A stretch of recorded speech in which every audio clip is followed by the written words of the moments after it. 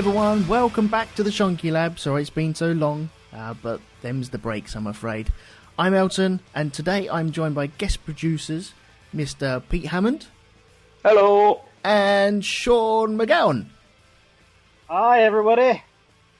You guys alright? Oh yeah, not so bad, man. You? Yeah, good. I'm looking forward to talking about this. Yeah, just getting past the long day. Sorry? Hold on, I'm getting choppy here all of a sudden. Oh, bloody hell. Oh no, Shonky Lab is living up to its name.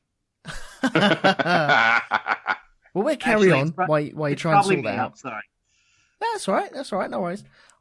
We didn't realise you was on a fishing boat, but that's cool. That's cool.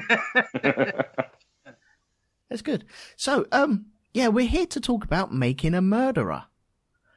I understand it's quite the thing to talk about maybe 6 months, a year ago.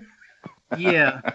And I'm going to apologize in advance. I mean, I'm very passionate about this documentary in this case, but I will say that, yeah, I am about 6 months, sounds about right. I'm about 6 months removed from the height of my passion. Mm-hmm. So if I have moments where I need to kind of go, before I recall something, I apologize in advance because, you know, it's definitely a fascinating and again, passionate subject, but one that I haven't really discussed in quite some time. Yeah. No, it's fine. I think I haven't... Well, I've watched it in one big foul swoop, and so you can lose quite a lot of context in that, I think. When you're totally washed over with an article and you dive yourself head on, sometimes you can't see the wood for the trees with these sort of things. Yeah. So it's interesting. I'm looking forward to talking to you guys about this because I have spoken to maybe one or two people about it, and that's about it, really. I wasn't in the water cooler stage of people watching it and then going to work and then having a week to digest what you've just seen. Yeah. Yeah. So I think I binge watched it in about 10 days because it's 10 episodes long. And again, about 6 months ago, just binge watched the whole thing on Netflix in a week to 10 days. Yeah. So yeah, I mean, went at it fairly full bore because right from the off, it kind of grips you. And I have to admit, I was completely took in by it. But as I say, having had 6 months to kind of digest it and read around the subject and read around the case, it kind of throws a whole different spin on it, and it's quite interesting. Mm-hmm. But certainly in the water cooler moments, in the immediate aftermath of it, it's quite heated in certain discussion rooms and even on Facebook and stuff. It was quite interesting to watch. Yeah, I feel I've missed out on all of that fun with the Facebook and what is going on there. Fun, playing fast and loose with the word fun. Yeah, because sometimes it can get overindulgent from some people, and some people take it to heart. I can take a joke. I can really wind people up if I really fancy it as well. And I'm kind of glad. Hands up if you received a death threat over Facebook. Oh, God, no. Yep, I did. What? No. About this? About this, yeah. Some people are very passionate. I just thought you meant in general. I was like, yeah, of course. I never received... You received a death threat over this? Yeah, somebody... it's basically... I posted a opinion that was contrary to the herd, as it were, on... it was an advert for the actual series on Facebook, and I posted... basically a contrary opinion, and fuck me. It was quite scary. Somebody actually Facebook messaged me, and I thought, oh right, okay. I wasn't too bothered. They were in Kansas and I'm fucking Cambridge, so yeah, not exactly going to come knocking on your door, are they? No, I wasn't too worried by it. But I thought, bloody hell. So I'm going to go on a limb and say that since you posted something counter to the popular opinion at the time. Yes. And okay, so and the popular opinion, I think we can all agree, the popular opinion is that Stephen Avery's innocent, and that spoilers, by the way, for anybody who's listening to this, doesn't expect us to discuss in detail. I'm sure that the popular opinion being that, he's innocent. You posted, I'm assuming, something that was contrary to that.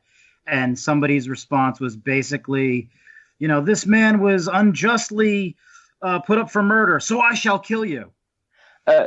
Basically, yeah. I mean, it was a woman had posted, I feel so sorry for Stephen Avery. He looks so lost and cute. I just want to give him a hug.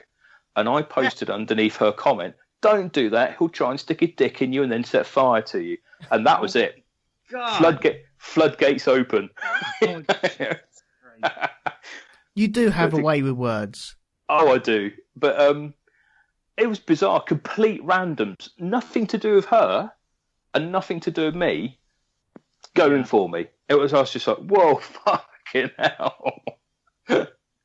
Bloody hell. Yeah. Well, what we'll do, I know Sean has just given out the spoiler warning, but for people who are downloading this but don't really know what Making a Murder is, it is a Netflix show which was released in 2015, the back end of 2015. And it's caused some controversy. So if you haven't seen it, I would advise you, please go back, find it, hunt it down. I'm sure you can get it through illegal means as well, but or other people's Netflix accounts. Other people's Netflix accounts, yes. By the way, this episode is sponsored by Lee Metcalf's Netflix account, so thank you very much to Lee for that.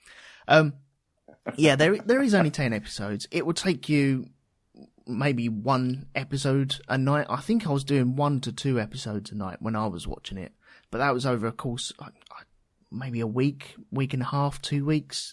I did it. I didn't do it every single night. I needed a little bit of time to digest what I was actually watching. But yeah, there will be spoilers for this, so please go back and watch this. We'll probably be swearing about this as well, so if you're offended by that sort of stuff, we're going to be diving into certain things that maybe people might not like to hear about gruesome tales, murders and stuff. It's called Making a Murderer. So if you haven't seen it, please go back and check it out. If you don't like that sort of subject, then please see you next time. We'll see you on the next episode. If you do skip over and see us on the next episode, please be sure to visit us at we record this live, which is on Mixler, which is mixler.com/RogueTwoMedia. So you can always jump in the chat room. We've got a couple of people in the chat room at the moment, which is awesome. But yes, please join us in the chat room for the next episode. I don't know what it will be or anything like that, but normally if you come along onto the Facebook group, you can find out what we're talking about on there. Right, so with all that done, shall we dive into this? I want to find out, Sean, how did you find out about this? Was it from the very beginning that you found out and just watched it on the Netflix straight away? It came out here in the States around Christmas time last year, and it's what everybody was talking about over Christmas break. And Melissa and I didn't get into it at first. We kind of, we'd both heard about it, but we're like, really no interest. It just, it was one of those things that was there. We knew about it, but we really didn't take any time to watch it. And timing is really awful for us in this part, because I was at the very end of my Christmas break. And one night, it was literally a day or two before I was going back to work. It was late at night. We're like, you know what? We're bored. We didn't know what to watch. We popped it in. I said, let me just start this up. I've heard some things about this. People are saying that, this is going to get you really riled up, and that it's, people are really passionate about this. So I said, all right, let's try it. Popped it in, and we probably watched 5 episodes right that night. Wow. And then the next night we started watching more, and she had to go to work the next morning. I had to go to work the next morning. We were like, screw it. So we binge watched it over 2 days at the beginning of January, and it was a phenomenon. As you said earlier at the top of the hour, It was something that everybody was talking about, and we got in kind of near the beginning. I mean, some people had seen it already, but there were enough people that we knew that hadn't seen it that we were part of that crowd of people going, "You got to see this thing! Oh my God, wait till you see this because you got to see it, and then we have to talk about it." Because it was very persuasive, and it was very it was fascinating, and it was also. It was something that got you riled up, and I just remember cursing a lot over that period of time and swearing that I would never go to Wisconsin. Or if I did, I would definitely speed through Manitowoc County and get the hell out of there. But yeah, that was pretty much our experience with it. And by the way, I want to say Melissa wanted to be here. Unfortunately, she's a little under the weather. But she really, like, even more than me, was super, like, into this show and into looking, like, I was into the show and I was into everything around it, but, like, she remained, like, on top of this, like, for months after, reading every article that came out, getting into a lot of fights. She may have even been the one that gave the death threat to Pete. I don't know. Possibly, yeah. It's very possible. But yeah. She would have definitely been first chair if she was sitting here with me. So I hope I can do her words justice in my commentary. Yeah. But yeah, it consumed us when it came out. It really did, and for a good time after. Wow, that's amazing. What about you, Pete? When did you hear about this and start binge watching it?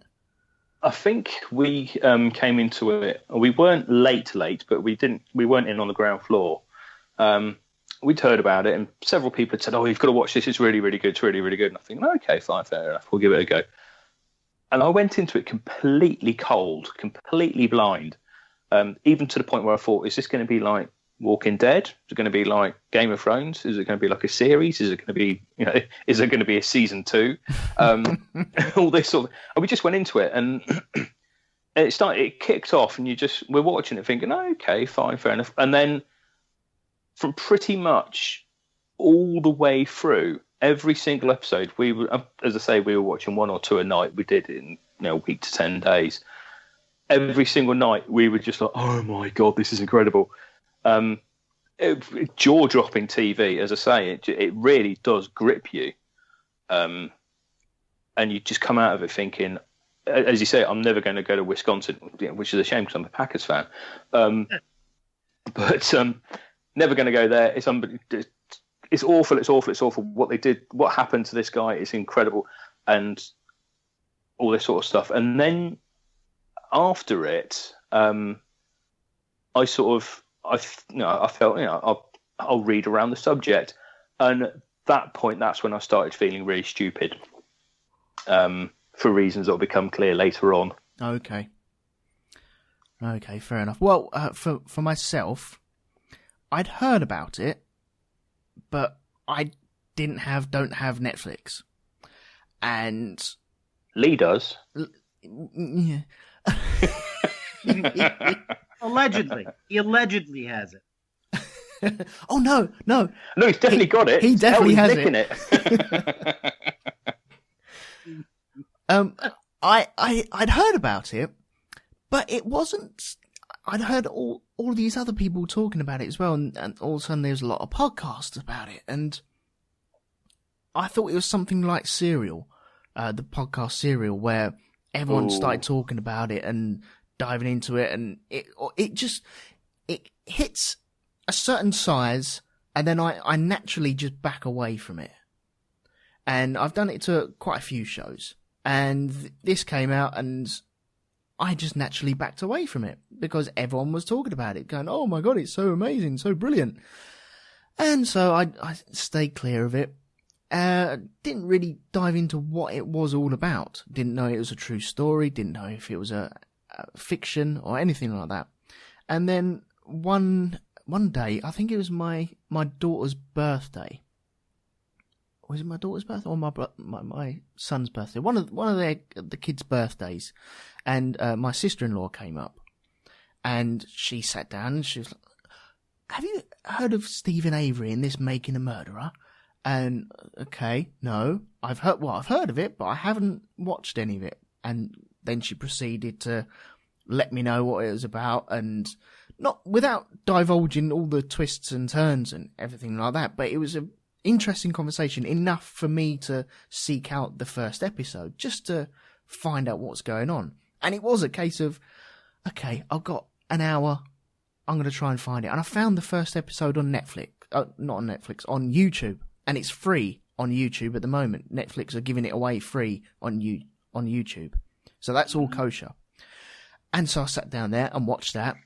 And by the end of the episode, I was thinking, oh, this is good. I kind of like this. Thinking that this guy who's been put into prison for 18 years, the next 9 episodes are going to be about him winning his case and getting his name cleared and going on his journey on how his family are building up around this. And sat down, well, the last 2 minutes were, yeah, we found a dead body. And I'm like, oh, what? And that was it. I was hooked. And so then Mr. Medcalf did lend me the account to watch a movie on Netflix a little while ago for the Black Dog. It was, you know, for research, of course. And I couldn't help myself. I was like, sod it. Let's go for it. and started watching it. And yeah, I think by the next time I'd recorded Black Dog, I'd already watched 5 episodes. And it's mentioned in one of the episodes. Oh, yeah. I know you've been watching that. Oh, yes, I know you have. Because I can see what you're watching. Oh, shit.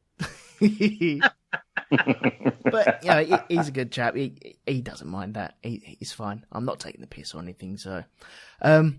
So, yeah, next time round, within the next week, I'd totally finished it. And my opinions are all over the place. They really are. And so... I really do want to get in depth with you guys. So how would you like to play this? Do you want to...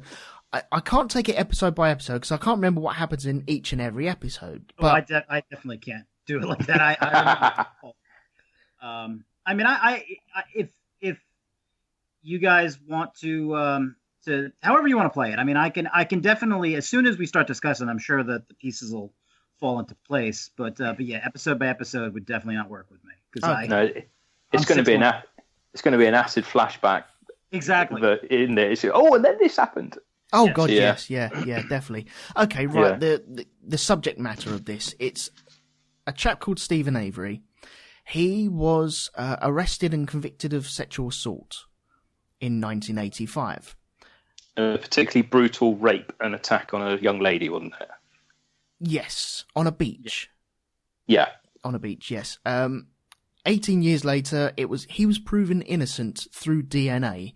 That it was a different man, Penny Bernstein. Penny Bernstein was the girl that was attacked, but the guy that attacked her, it eventually proved to have been, was a guy called Gregory Allen. Ah, yes, that's right, yes. So he was put into jail. This Stephen Avery was brought out of jail. And I think it was in 2003 he was released from jail, and then he filed a $36 million lawsuit against the town of Manitowoc. The county. Against the county, and then it all starts to kick off. So, with the DNA, how do we feel his life is presumed? With all this sexual assault, because is your name ever clear? With Stephen Avery, this is where you've got to start treading carefully. Stephen Avery was originally accused and convicted of this attack on Penny Bernstein because he, rather ill-advisedly, got into a road rage incident with one of the Manitowoc County Sheriff's wives. Oh, that's right, yes.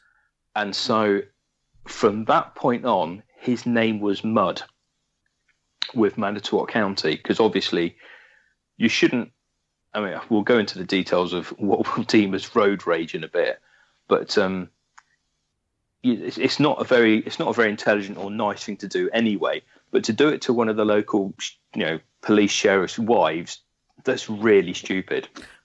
But essentially, this lady was accusing Avery of exposing himself to her, and obviously he denied it. He got upset by this and took the opportunity when he saw it to run her off the road and point a rifle at her, and tell her to get into his car. She obviously said, no, that's not happening, and I've got my kids in the car anyway, at which point he backed off. But from that moment on, I think anything that they could pin to him, they were going to try to. So when this attack comes up, they actually frame him for it. There's one part I think it's part one of the documentary, where they have the photo fit artist sketch. Yes. And they actually sketched one of Avery's previous mugshots and submitted that as the artist's rendition. Yeah, the sketch is scarily close to that photo, isn't it? It's when I say from a previous mugshot, Avery has done time. I mean, no two ways about it. Avery is not squeaky clean. No. Yes, he was framed and fitted up for this rape. No two ways about it. But he had done time for animal abuse and spousal abuse, if memory serves. Burglary. Sorry, say again? And burglary. And burglary, that's it.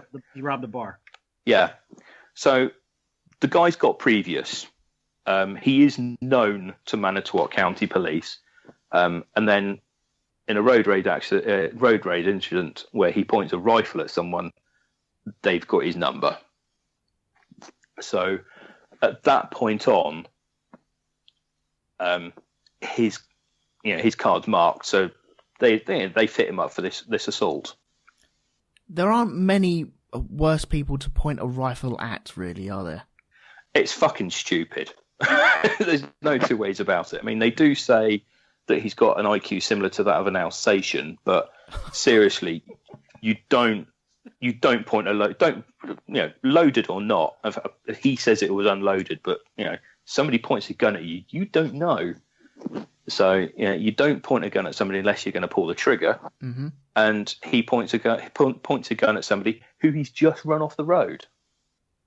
Jeez. So, bit of an arsehole, and did it to the completely wrong person. Yeah. Okay. With this Netflix program, they did describe, or they did brush over his previous. Brushed over. That's an understatement. I think they describe the animal abuse incident as a prank gone wrong. Where him and a friend were throwing a cat to each other over a bonfire. Yeah. It's that's not exactly what happened. What actually happened was more along the lines of he doused a cat in petrol and flung it into the bonfire. That's what I've heard as well. Now, has that been proven? Yes. That's what he did. Apart from anything else, what kind of prank is throwing a cat over a bonfire? Well, yeah, that's not. Yeah, alongside pissing the bed, you're up to Jeffrey Dahmer standards. He's definitely not a good look. No. So he's got the previous for animal abuse, robbed a bar as well, and there's also, was it his ex-wife filed for battery? I can't remember now.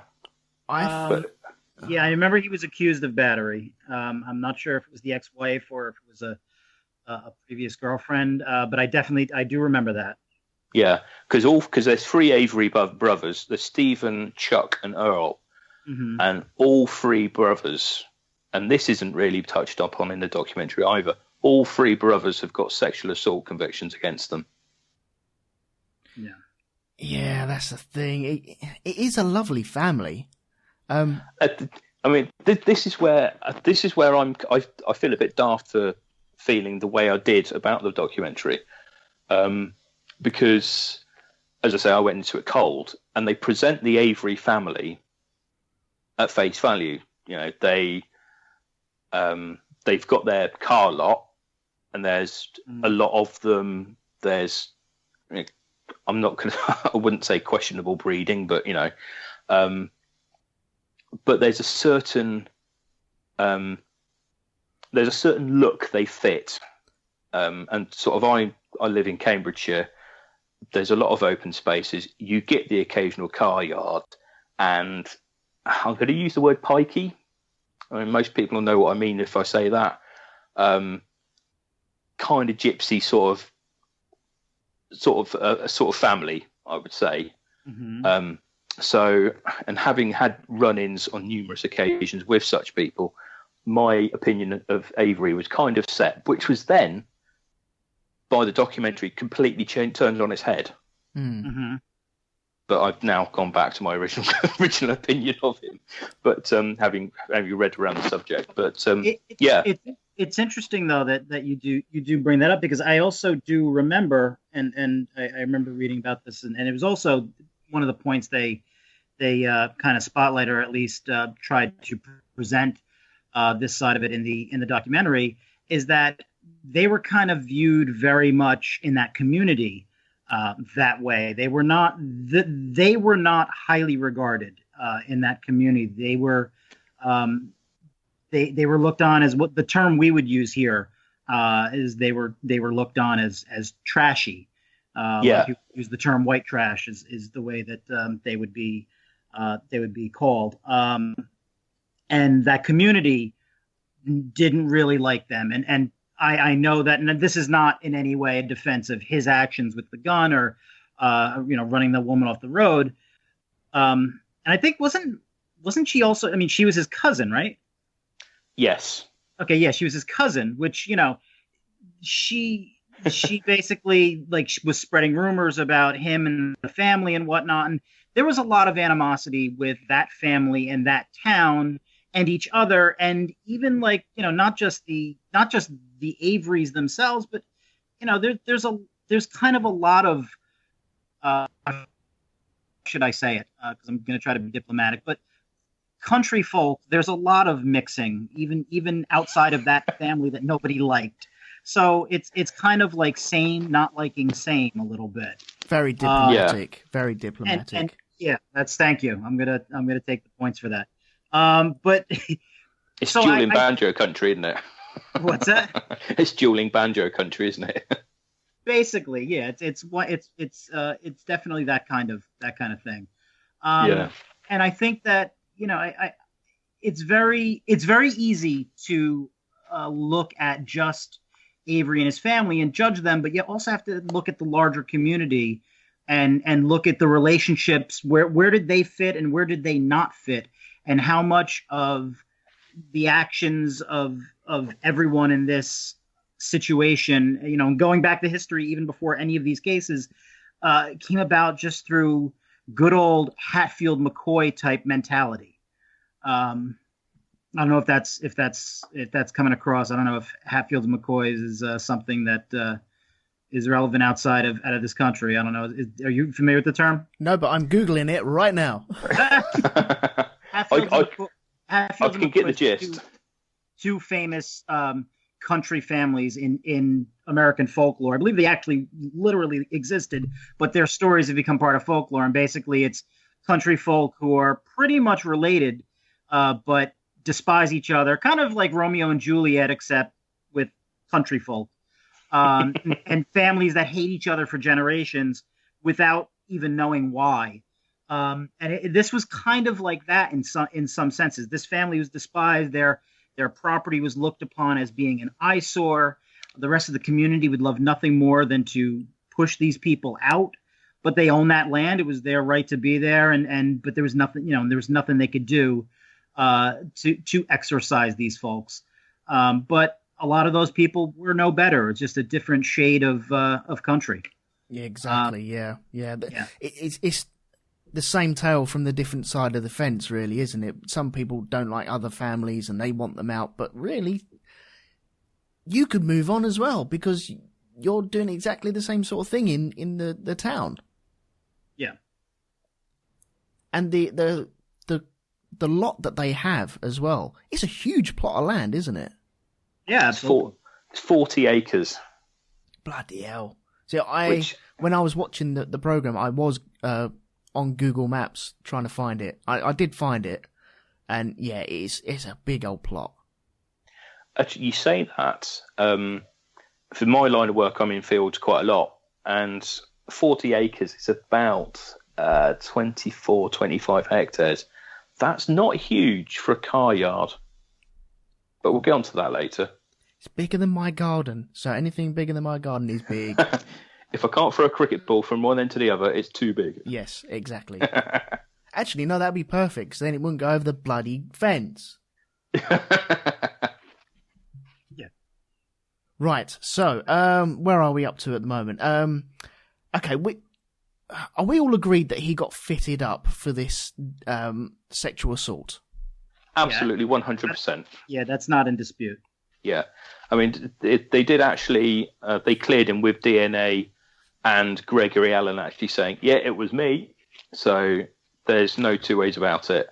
Yeah. And I think actually Penny Bernstein has since apologised to Avery for her part in the whole incident. I believe she has. Yeah, because she was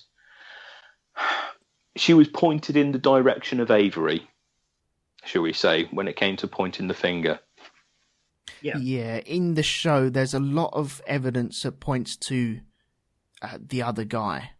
Yeah. And it is kind of misdirection. It's Avery's the first name to come up and be thrown into the mix. And so people go down that hole and make it stick to him, and then that's it. He's in the slammer. Yeah. Yeah. Which is, it's flipping scary how easily that can happen. Yeah. Really is. So for that, I mean, yes, Avery was definitely fitted up. No two ways about it. Yeah. So then, in 2003, after the DNA coming out and Avery being exonerated, he's released from prison in 2003, and then proceeds. I don't think it was straight away. It was a little while after. He proceeds to file a $36 million lawsuit against Manitowoc County. Mm-hmm. And looking at the size of the county and what's going on, would that make them bankrupt? It would certainly push them towards it. I would imagine that would leave them a little short. Yeah. So we have a case of a guy who's had his name cleared. The people in the town don't really like the family. And now he's going to be a multi-millionaire because someone else stitched him up. Yeah, then, he did get greedy. I mean, this is something that I thought. There was another case recently featured on another podcast where a guy served 16 years and was wrongfully convicted. They released him, and he actually he got $650,000 for his 16 years inside, right, as compensation. So for Avery to start going, up 36 million, come on. Well, isn't that down to his side of things, like the lawyering side of things, getting greedy as well? I wouldn't. No, I don't think that is there. I think that a lot of that is Avery. Because when he does eventually, because obviously Manitowoc County fight it, when everything else starts surfacing, he, instead of pushing for 36 million, settles for 400,000 to pay for lawyers. So from that, I would glean that the 36 million is Avery getting a bit greedy. Well, I mean, did he push for 36 million, or was that the judgment that was decided upon by? Was that because I don't remember exactly how the judgment came about for that particular amount. I thought they worked it out, didn't they? They worked out a set amount per year, times that by 18, and then damages and other bits on top of that, and they rounded it up to around about 36 million. Oh, right. So, as I say, I can't remember how they got to it, but yeah. Yeah. I mean, what I believe happened is I think that, his lawyer, I mean, this is typical lawyer tactic. They probably didn't expect to walk away with literally 36 million, but let's sue them for a ridiculously high amount and we'll end up settling for something less, but something significant. Yeah. And, I'll be honest with you. You put me away in jail, take away my freedom, and I'm innocent. I'm going to sue you for as much as there is on God's green earth. So I don't think there is any amount of greed that would hold me back from that. And the settlement ended up because they had him by the balls at that point. Yeah. Because he was by that time the second case was fully underway, and he was looking at take this or nothing. Yeah, that's right. Well, I suppose from a lawyer point of view, if you ask for 36 million, you end up with 4 million. The county think that they've won because they've still got 28 million in the bank still, and that problem has gone away. And then the person who files that lawsuit has still got 4 million in the bank. So everyone's a winner, really. Pretty much. Yeah. God, it's scary. It really is scary. Okay, so why did he end up dropping this? Dropping what? The lawsuit. Oh, going for his 36 million? Well, basically, a young girl turned up dead on his property. Yeah. And he was suspect at numero uno. And things got a little bit hairy for him very, very quickly. This was Teresa Halbach. Yeah. Teresa Halbach, yeah. Okay. Sorry, should you go? No, go on, carry on, mate. No, I was just going to say she was a 25-year-old graduate and was into photography, worked as a freelance photographer for various different publications in the area, one of which being the Auto Trader magazine, right. Which is how she came to be on the property in the first place. Now, she was called to the property to take photos of a couple of cars. She, as I say, she worked freelance for Auto Trader, which basically it's like the Auto Trader over here. Everybody knows what Auto Trader is. But she was essentially taking photographs of cars for sale on his lot. Mm-hmm. Now, obviously, he's got a 40-acre lot, lots of scrap cars he's done up, junkers, selling bits and bobs, selling cars for parts and whatever. In the past, I think it was 6 months. In the past 6 months, she'd been called out to Avery's lot 6 times to take photographs of various different vehicles. Mm-hmm. Over this course of 6 visits, she formed an opinion of Avery that wasn't savoury, shall we say. She didn't like the guy to the point where she said, I will not go back to that property. But then when you kind of realise that Manitowoc's not very big, it's not exactly New York City, job opportunities of that nature don't come around very often.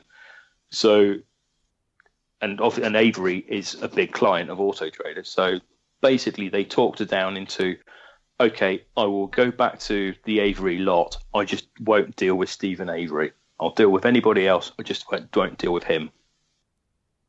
So in this, I think it was October 31st of 2005, she went to take photographs of a minivan on his property. Yep. That was going to be put up for sale on the Auto Trader. And then she disappeared. Yes. She wasn't registered as missing until November the 3rd by the family. Right, okay. Was that right? November the 3rd?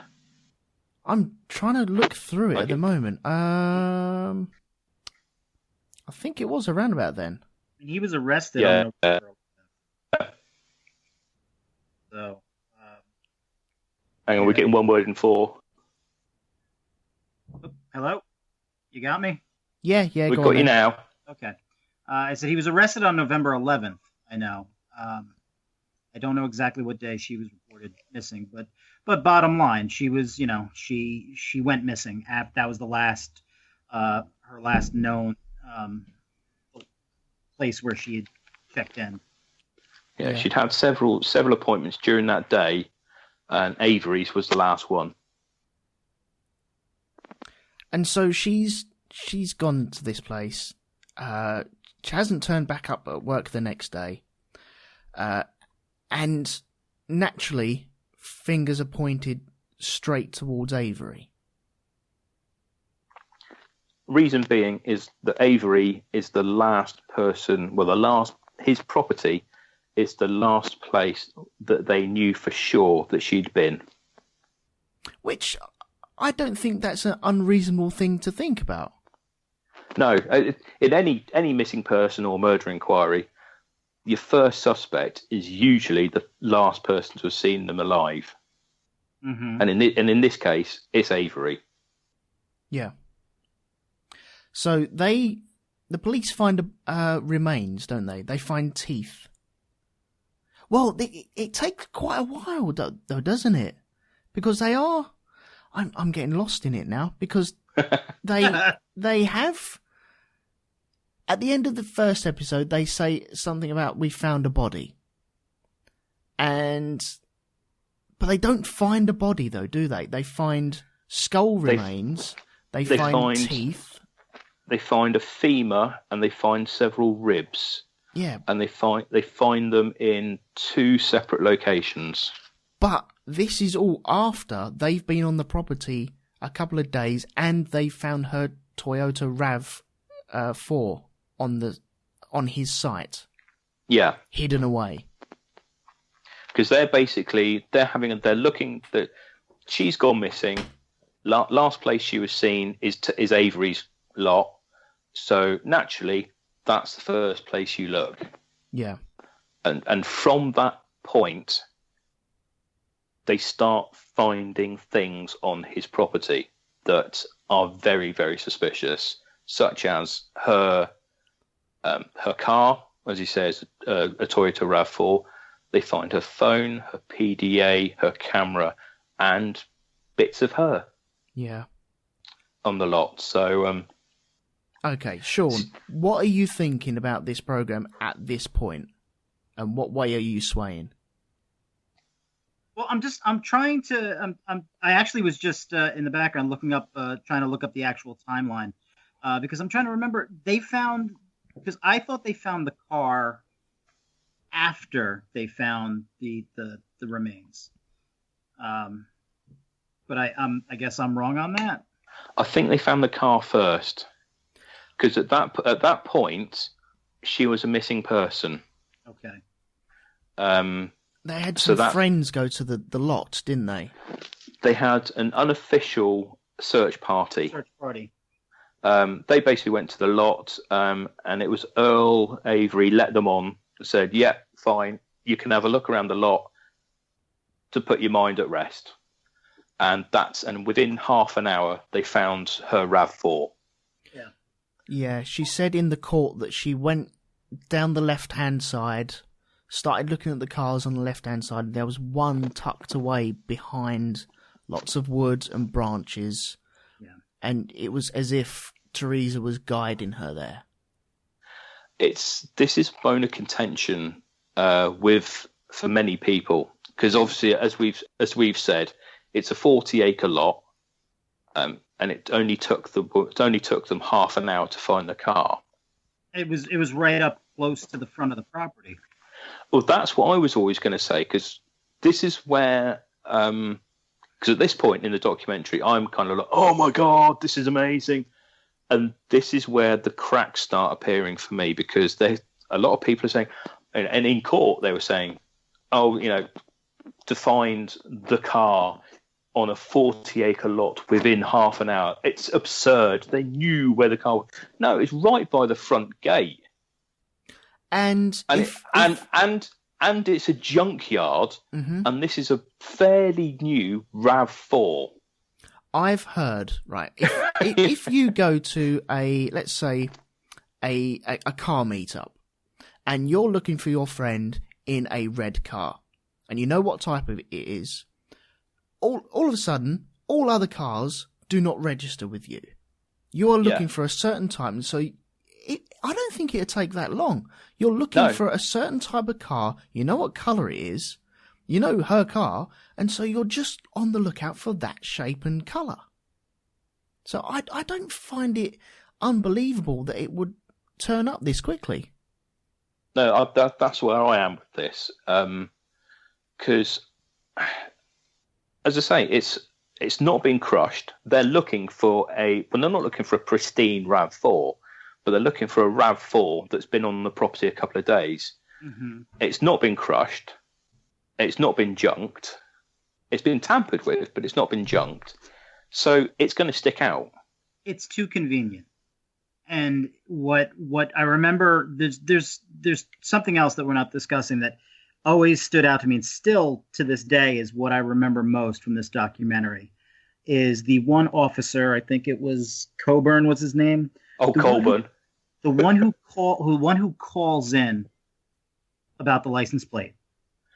You remember he calls the dispatcher? Yeah, that's been explained away. Okay, how's that been explained? Well, let's explain what it is first before we essentially, the way it's portrayed in the documentary is he calls into dispatch, and he calls in the number plate of the RAV4, and he calls in the make and model. Mm-hmm. And in the documentary, this is made out as if this is before they found the car, but he knows what the car is, and he knows what the number plate is. He's looking at the car, and it's before they found it. It's a fit-up, it's a fit-up. No, they've been told to look for this car. He's just confirming the plates. He's not got them in front of him. He's potentially overheard another officer say, we're looking for this. And all he's doing is confirming the identity of the car. Right. Where was and that? Because in court, Dean Strang actually says to him, do you not find this absurd? Do you not find... what's the wording? He says, do you not see how this could seem strange to someone? And Colburn, deadpans, goes, no. Because to him, it wasn't. He was literally just checking the ID of the car.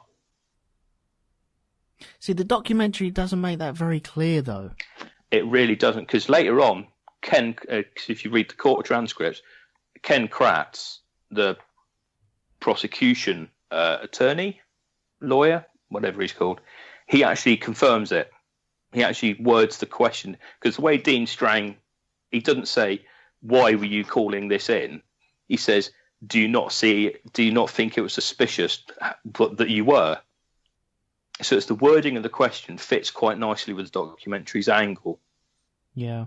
Yeah. But no, that has been explained as he was literally just checking the identity of the car. Yeah.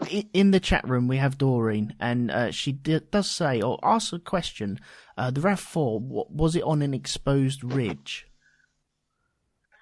It was... I didn't think it was. I thought it was on the edge. It wasn't elevated. It was kind of parked to the side. But covered as well. It had some branches and stuff chucked on it, and it was near the car crusher. So whether they were going to be crushing it in the next couple of days...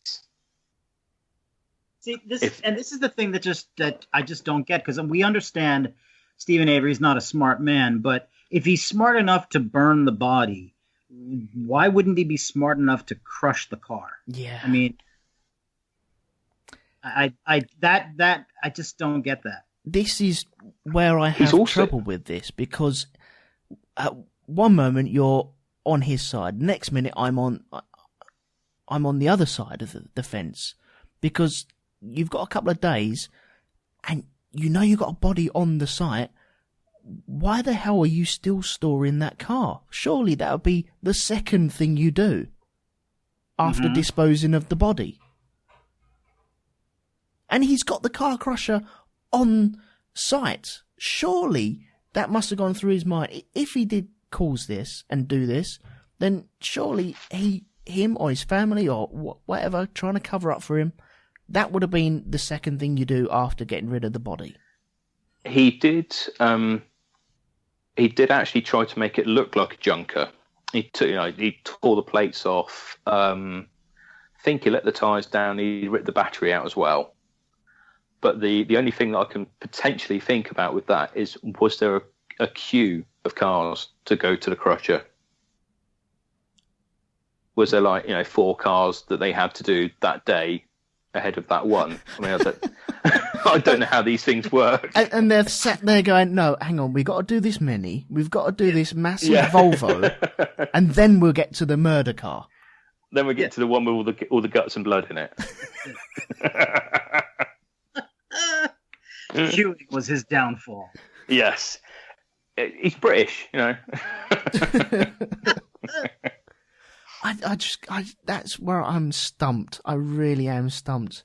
But then again, if he really isn't the sharpest tool in the box, then maybe that is maybe ripping the number plates off of it and the battery out of it and putting a couple of bits of wood over it. Oh, that's enough. I wouldn't be able to find that. He's actually more intelligent than he lets on. Well. Yeah. There's the whole. I believe they call it setting up an alibi. Okay. For actually getting, because there's the whole question of why Halbach's on the property in the first place. Because she has said that she will not deal with Stephen Avery on Avery's property. So how did Stephen Avery get her onto the property in the first place? And what he did is he booked an appointment with her under a false name. So he phoned up the Auto Trader office and said, "Hello, I'm calling from the Avery lot. We've had several cars photograph your publication in the past. I've got a minivan for sale. I'd like somebody to come out and take photographs of this minivan. Preferably, I'd like the girl that came the last couple of times. That'd be great." And then when the secretary says, "Certainly, what's the name?" The name he gave was B. Yonder. He didn't give the name Stephen Avery, which is his name. He gave the name B. Yonder, which is short for Barbara Yonder, which is his sister who also lives on the property. Right. So Halbach went to the property thinking she was meeting up with Barbara Yonder. Is this also the same sort of time that there was phone messages deleted off the phone? Well, he then phoned Halbach twice using star 67, which is the caller number. ID. So she's got two phone calls on her phone at, I think, just either side of 2:30, and he then phones a third time at about 5:30 and doesn't star 67 it. So he's kind of, they call it setting up an alibi. So essentially, he has lured her onto the property under false pretenses. Okay, right. And that for me is a big sticking point. Okay, right. Well, we've got 5 minutes left of this hour at the moment. Do you think we'll do another one? Are you okay to come? Are you guys okay to come back for a second half, and we'll try and get as much as we can in the next hour? Absolutely, yes. Okay, cool. Right, okay, people on Mixler, we're going to disappear for around about 15 minutes. We're going to grab a cup of tea and maybe a slice of cake and sit down and digest what we've just been talking about and try and work out what we're going to talk about next time. People on the podcast, once again, flip your cassette over and then press play, and then we'll be back very, very soon. So thank you very much for listening, and we'll be back in around about 15 minutes.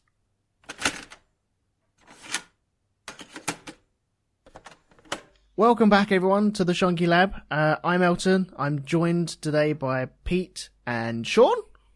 Hello. Hello. And apologies to those who were listening in the first half. Apparently my mic was rubbing on my T-shirt.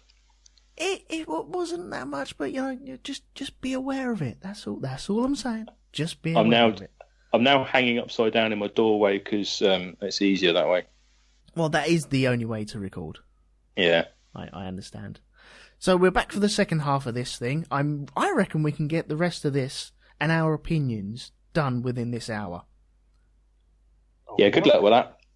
Yeah, I'm excited to see if this happens. Let's take side bets. I reckon we can. That being said, I'm going to continue right now. Okay, so making a murderer. Where did we get up to? We got up to the RAV4. We got up to the discovery of body parts in a fire pit. I don't think we said fire pit, but there was a fire pit on the Avery's site that there was body parts found in. Fire pit and a fire barrel. Yeah, two locations. Right, and a third location if you count the quarry, but those bones were never verified as human. Oh, okay, yeah, because that was down the road, wasn't it? That's a short drive down the road to the quarry. Okay, at this point, I'm thinking, or the way that the document, the program is saying to me,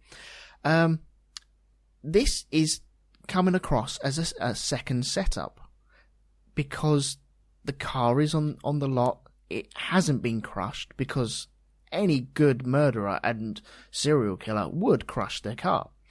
It also feels a bit quick to point at him as if there is only one suspect. We aren't even diving into any other ideas of anyone else doing this. And so let's go for Stephen Avery. And he's arrested and thrown into jail. What are you guys thinking at this time? Are you on the side of the Avery family, or are you side of the prosecution at this point? Whilst watching the actual documentary at the time, firmly on the side of Avery. Mm-hmm. Now that I've had 6 months to digest it, yeah, not so much. Okay, why are you on the side of Avery at this point? Honestly? Yeah. Clever editing and musical cues. Okay. But something must have given you that impression, though. It was, as you say, it was very quick, the way that it was done, and it was starting to look like a fit-up, a second fit-up. Plus, you've also got motive on the part of Manitowoc County in that this bastard's trying to sue us for 36 million quid, lads. Mm-hmm. Yeah, let's make this disappear. Let's make him go away. So the way that that's brought across in the documentary, it's starting to look like a fit-up again. Okay. What about you, Sean? How are you feeling at this point? At this point, as I was watching it, I definitely was totally sold on it being a setup and them trying to jam him up for this. I will say now, and I don't want to tip my hand to our final summations, but I'm going to say that regardless of whether or not Stephen Avery is guilty, I think that the police had a vested interest in seeing him as the guilty party. And I honestly believe that everything they did in this case was done with that in mind. I think the fact that they didn't look into alternate suspects, I think that certainly by this time, I'm hoping I am remembering the documentary in proper sequence. I believe by this time we were introduced to the ex-boyfriend who I think that, and I don't think the documentary really explored him at all, as much as they certainly were definitely going with a pro Stephen Avery bias. I don't think they spent enough time exploring the possible alternate suspects, outside of showing in the courtroom later on when the lawyers brought up whether or not the cops did look into other suspects, interview anyone else. And I thought that, honestly, the ex-boyfriend seemed a little bit suspicious to me. The fact that he had access to her codes to get into her cell phone. Mm-hmm. I mean, I don't even know my wife's codes to get into her cell phone. So he immediately gave me kind of a stalkery vibe. Now, again, this is partially unfair because I'm basing this only on having seen a person on my television set. But nonetheless, I do feel that I think that Manitowoc County never considered anyone else other than Stephen Avery, whether it's because of a vendetta against him or whether it's because of the detective fallacy of, the evidence is pointing in this direction, so therefore let's only look in this direction, or if it's something sinister. But I know that as I was watching it at this point, at that January weekend, I was sitting there going, they framed this guy. They totally framed this guy. Yes, I was edging on that way as well. It just seemed too quick, too convenient, and there was no one else in the frame. Like you say, like the ex-boyfriend, he's shown in a couple of scenes. Not saying that he looks creepy or anything like that, but you do have to wonder, surely a lady goes missing, her boyfriend or husband, and the last person that she's seen, surely they're all in the frame straight away. They must be. Even put them in the frame to remove them from the frame. But that exactly. It didn't even happen. That's proper police work. Yeah. That's proper police work. At least bring them up so that you can rule them out. Yeah. And that didn't happen. Didn't seem to happen. Did it happen? That's the thing. It may have happened behind the scenes, but the documentary didn't want to show that. It was actually brought up in court. They did actually bring that up in court, asking why they didn't look into those other suspects, and the detectives said they didn't see them. They didn't see any reason to. So they didn't. They absolutely did not. I mean, unless the detectives were perjuring themselves, they did not ever at any time consider anyone else other than Stephen Avery a suspect. Yeah. Okay, so we've got him in jail at the moment, and we feel I think we're all on Avery's side at this point. Then comes the massive bombshell of, is it his cousin? It's not his cousin, it's his nephew, isn't it? Nephew, yeah. Brendan Darcy. All of a sudden, he's in the frame. And what happens is, it comes up in the documentary that you're on Avery's side, and then all of a sudden, Brendan Darcy is, how's the correct terminology for this? He's going against his uncle. He's setting his uncle up. He's turning around and saying that he was there and he saw his uncle do these certain things, cut this woman, burn this woman, and he did all these things. And I sat there going, what? Where the hell did this come from? Because we haven't heard about Brendan Darcy up until this point. Mm-hmm. There's nothing to say that he's there, he's around or anything. And it was so confusing to have this almost real sharp left turn and then a U-turn in this case where you think, okay, he's been fitted up, he's going to get off with this, and he'll get his $36 million for this. But to have a family member turn around and say, no, he actually did do these things. And, okay, what were your first impressions of Brendan Darcy and the way that he was introduced into this? Because I have my thoughts about him. Well, I personally felt that, I mean, and correct me if I'm wrong, if I'm remembering this incorrectly, his introduction into this case came via interrogation from the police. I don't think, right, he didn't, wake up one day and decide that he's going to all of a sudden, rat out or throw this at his cousin's feet. The kid was interrogated by police, and that interrogation, I felt, given Dassey's level of intelligence, level of intellectual functioning, was a very unfair. They basically manipulated the kid. Again, regardless of what you believe or don't believe about what Stephen Avery did or what Brendan Dassey may or may not have done, that interrogation was a travesty as far as I was concerned. Yeah. So I really think that my take on it at the time and certainly today was that the police were looking for an opportunity to really nail Avery down. They used this kid to get the to get that story straight, to create the story for how they were going to nail him.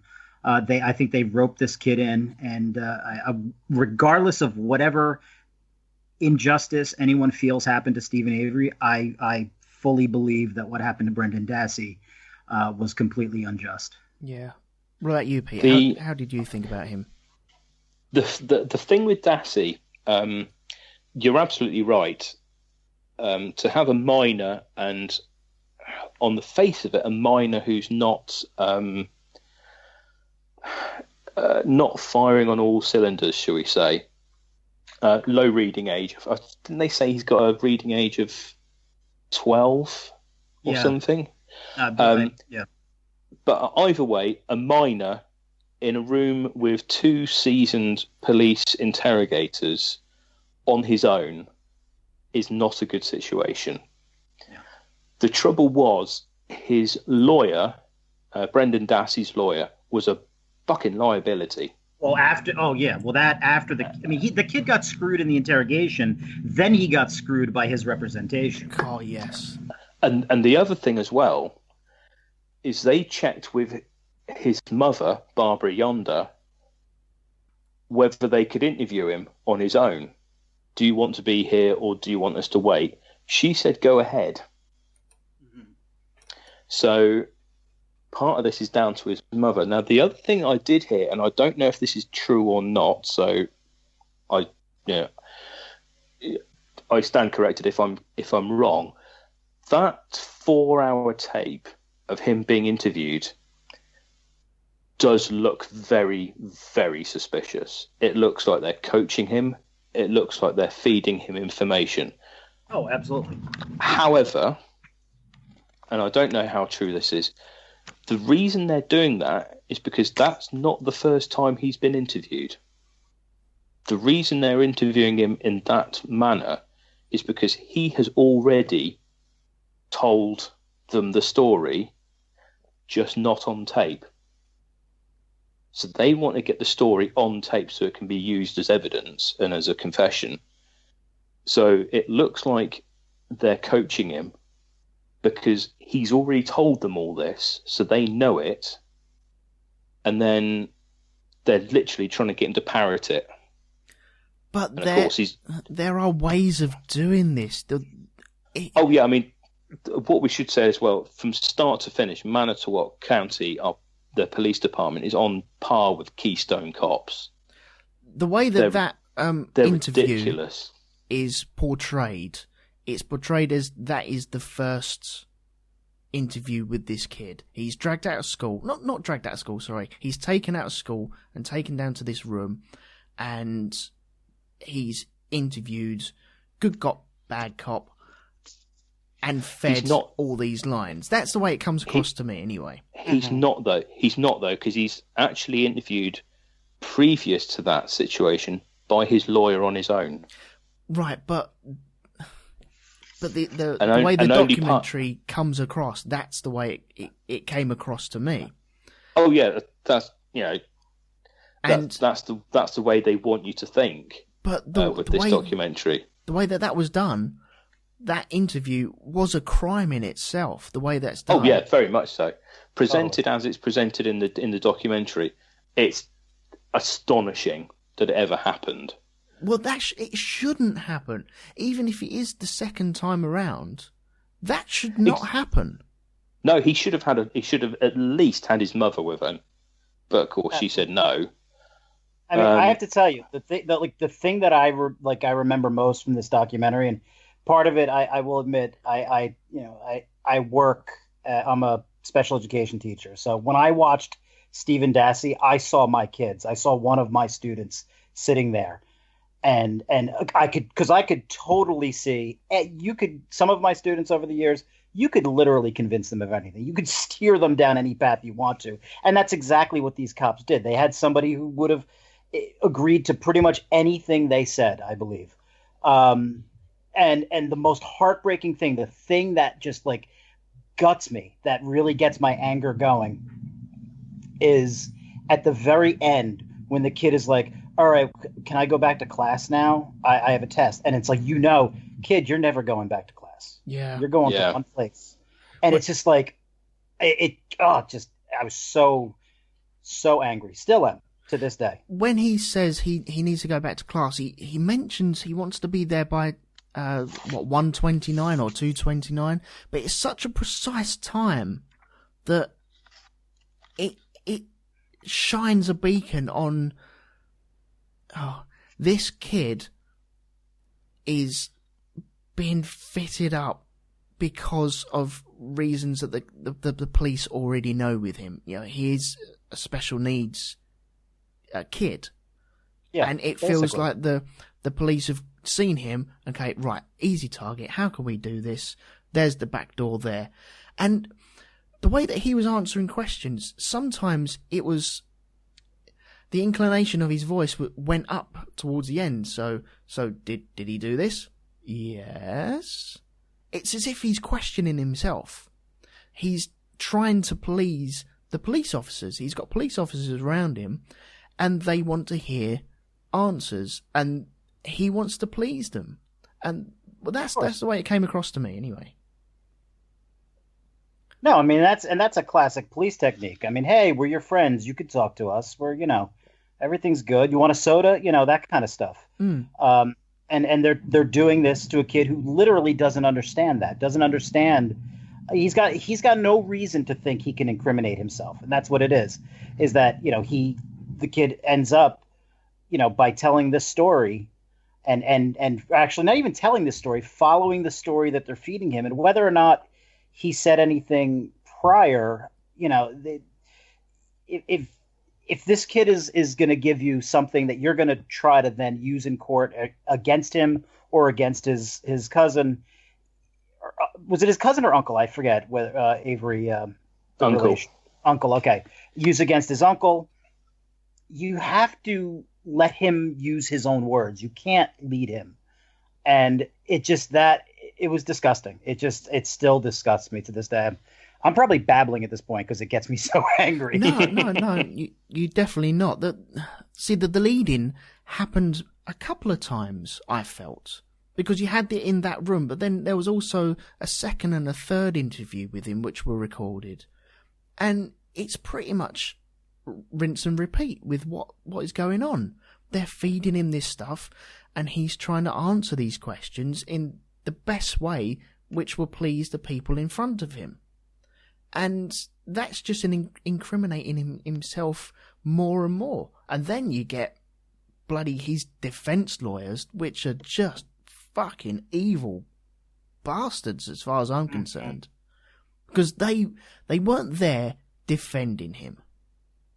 They were there for the publicity. Absolutely. And it was a stepping stone onto greater things, and we're going to use this kid's head to get there. When his lawyer had him sit down with the private detective and repeatedly write over the story, so that basically he was getting the kid to tell himself what happened. Yeah. That was despicable. And I remember watching it with Melissa, and I knew that this is what was going to happen. I'm watching, I'm like, this motherfucker, I know exactly what's going to happen. I can tell you right now. And she was like, no. Because she wanted to believe, no, he's actually going to try to find a way to help this kid. And this is going to, this private detective is actually trying to help him.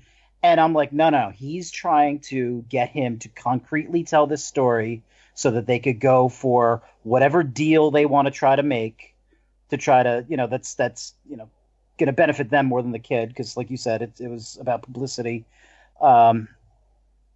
I felt like this kid just never had a chance with anyone whose hands he was in. Yeah. And yeah, it's that. So that to me, like Making a Murderer, as much as it's about Stephen Avery, for me, it's always been about Brendan Dassey. Yeah. Definitely. Doreen brings up a very important thing in the chat room, which is on Mixler. She said in the courtroom, Kyla, the sister, Brendan's cousin. That's it, cousin, not sister. Who was apparently 14 when the murder happened. It sounds like the school counsellors told the police staff she had told them about Brendan. So there was it came up in the courtroom that Brendan had spoken to Kayla and admitted what had happened. Then that got flagged up to the school. That went through to the police, and that's why they swooped in on him. So that I totally forgot all about that. But then in the courtroom, she turns around and says it was all a lie. It was all made up. And this family is just imploding from the centre. Yeah. What the hell is going on? And plus, as well, after that, and they show this in the documentary. He then, after the interview, Dassey speaks to his mother on the phone. Oh, see, that is heartbreaking. Yes. And I did it. You did what? I did some of it. And then she goes off on one about how much she hates Avery. The documentary cuts off there, but he then apparently goes on to explain to his mother how Avery used to molest him as well. So it's again, they're leaving little bits out to try and they're not trying to hang Dassey so much as just trying to make Avery look better. Yeah. By leaving little bits out like that. Yeah. As well, I found. Yeah. See, Sean mentioned about the interrogator that was brought in by his defense lawyer. Yeah. And that recorded meeting, you said about him trying to feed him the story and trying to get him to the story. Even before all of that happened, he was laying it on the line saying, okay, you have to sign these papers saying that either you did it and you want my help or you don't want my help. And it was only two options. And the poor kid sat there going, well, I didn't do anything. There's no option for that. Yeah. No. It's either this or this. There's no in between. Yeah. And he's sitting there going, hang on, surely there should be a third box where I can tick saying, this is all a mistake. And he's like, no, you have to confess. And so then he's and the way he's turning around and saying, okay, now draw the bed, and now draw the lady on the bed, and draw her chained to the bed. And the kid, once again, is just trying to please people. And he's, okay, you want me to draw a picture of a bed? I'll draw a picture of the bed. And the lady on the bed and her chained up. There you go. And that's proof that he was there? Are you kidding me? Yeah. Well, then remember it turned out that what he actually drew up, this whole, that whole picture and the way he described things was very similar to Kiss the Girls from James Patterson. Right. Well, he actually said that he got it from. And he actually Kiss said the he Girls. got it from. He said he got it from that. Yeah. Yeah. So, which kind of puts a little bit of doubt in my mind as to just how intelligent Brendan Dassey is. Okay. Because that book's way above his reading average. Yeah, but it was also a movie. Yeah, I suppose. I feel that they played that card a bit too late in the day.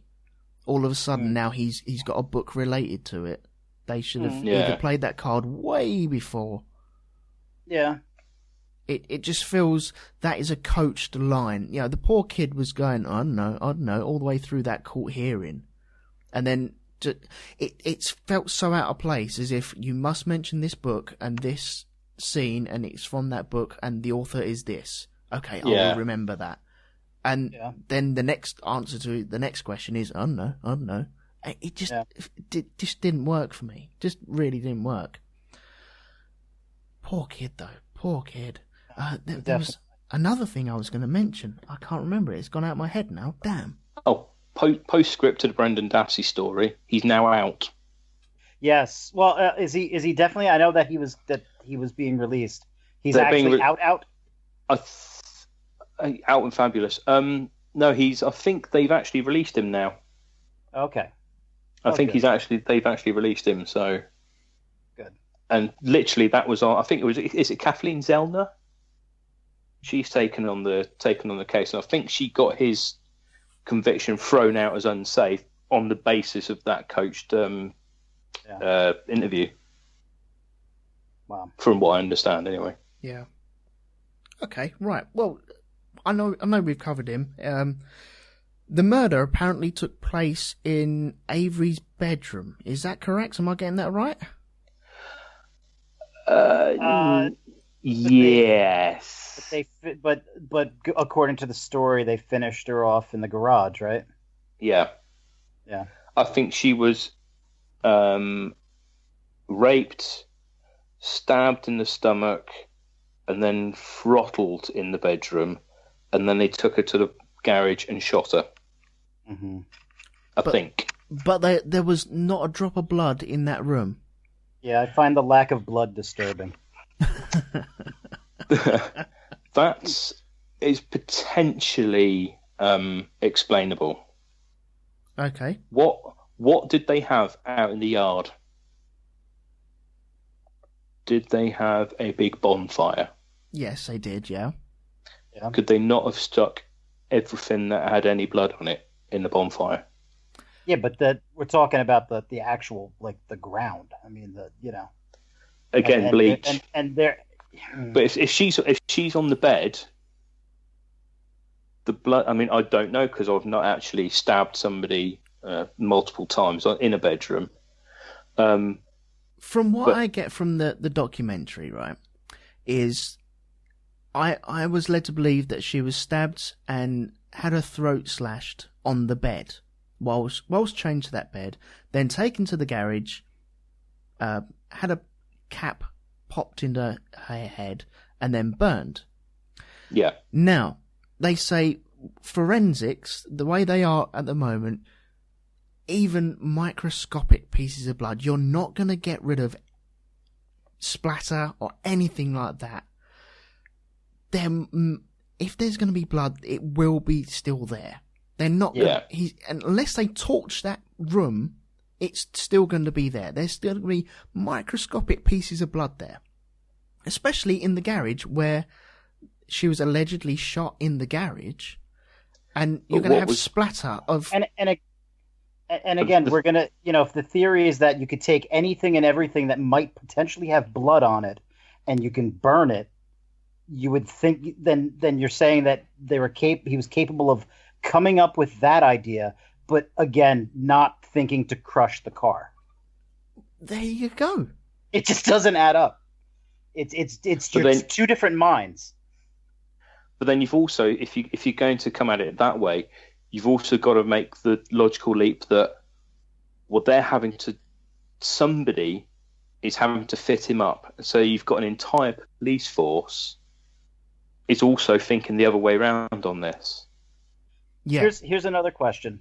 How come the key evidence, no pun intended, is found at a time when the department is told they're not allowed to access the house without the other department? The Wanatock County. Wanatock County and the Calumet. Because they were told to stay away, weren't they? No. No. They said, because of the previous, we will stay away. However, nothing official was ever done about this. Okay, that's semantics. That's the man. So if Calumet needed help, because Calumet County is not very big, as you know, neither is Manitowoc. If they needed the manpower, if they needed help, they would call upon Manitowoc. There was never actually any, we will not go on here, you must not go in here. It was a gentleman's agreement, essentially. But if you need us, we will help. Right, okay. So the copper that went in and found the key inside... Old lanky boy. Yeah. What relation does he have to Stephen Avery, and what's their history between each other? He was one of the major players in the original fit-up way back when. So all of a sudden, he starts appearing on the scene whilst contentious bits of evidence start appearing. Now, they found that key, the 7th time they'd been into that room? Yeah. Six, I think it was. Yeah, and they'd swept that room, they'd shaken everything up, moved it around, taken photographs of everything, and then they find that key.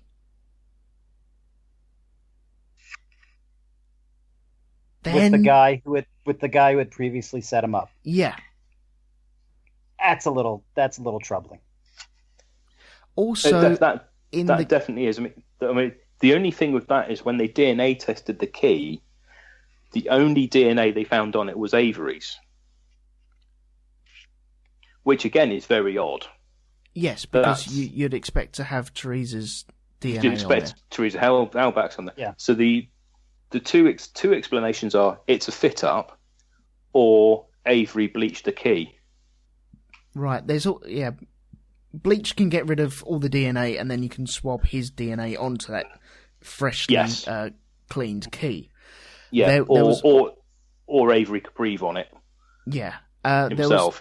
There was also talk about the garage where allegedly she was shot. They found a bullet in the garage.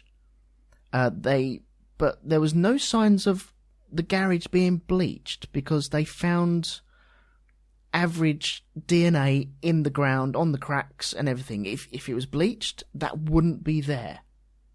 No, it was bleached, and Dassey actually said that as part of his, later on in the case, part of his alibi was he was cleaning the garage with bleach whilst all this was supposedly happening. And we do have, I don't know if it's actually in the documentary, but he actually has a pair of jeans that are splattered with bleach from where he was cleaning the garage floor. Right. So the garage was actually swept with bleach. But they still found Avery's DNA in the garage on the floor. Have you seen the garage? Oh, yeah, it's a shithole. It's a fucking mess. Yeah. But the specific if you're gonna take everything out and burn it and bleach it and stuff, you'd think you'd put it back in better condition. Yeah, exactly. But I don't think even the police took everything out of the garage in the end. But they went in there many times. That's the thing that I can't understand. See, the documentary is leading the viewer towards this is a massive setup by the police.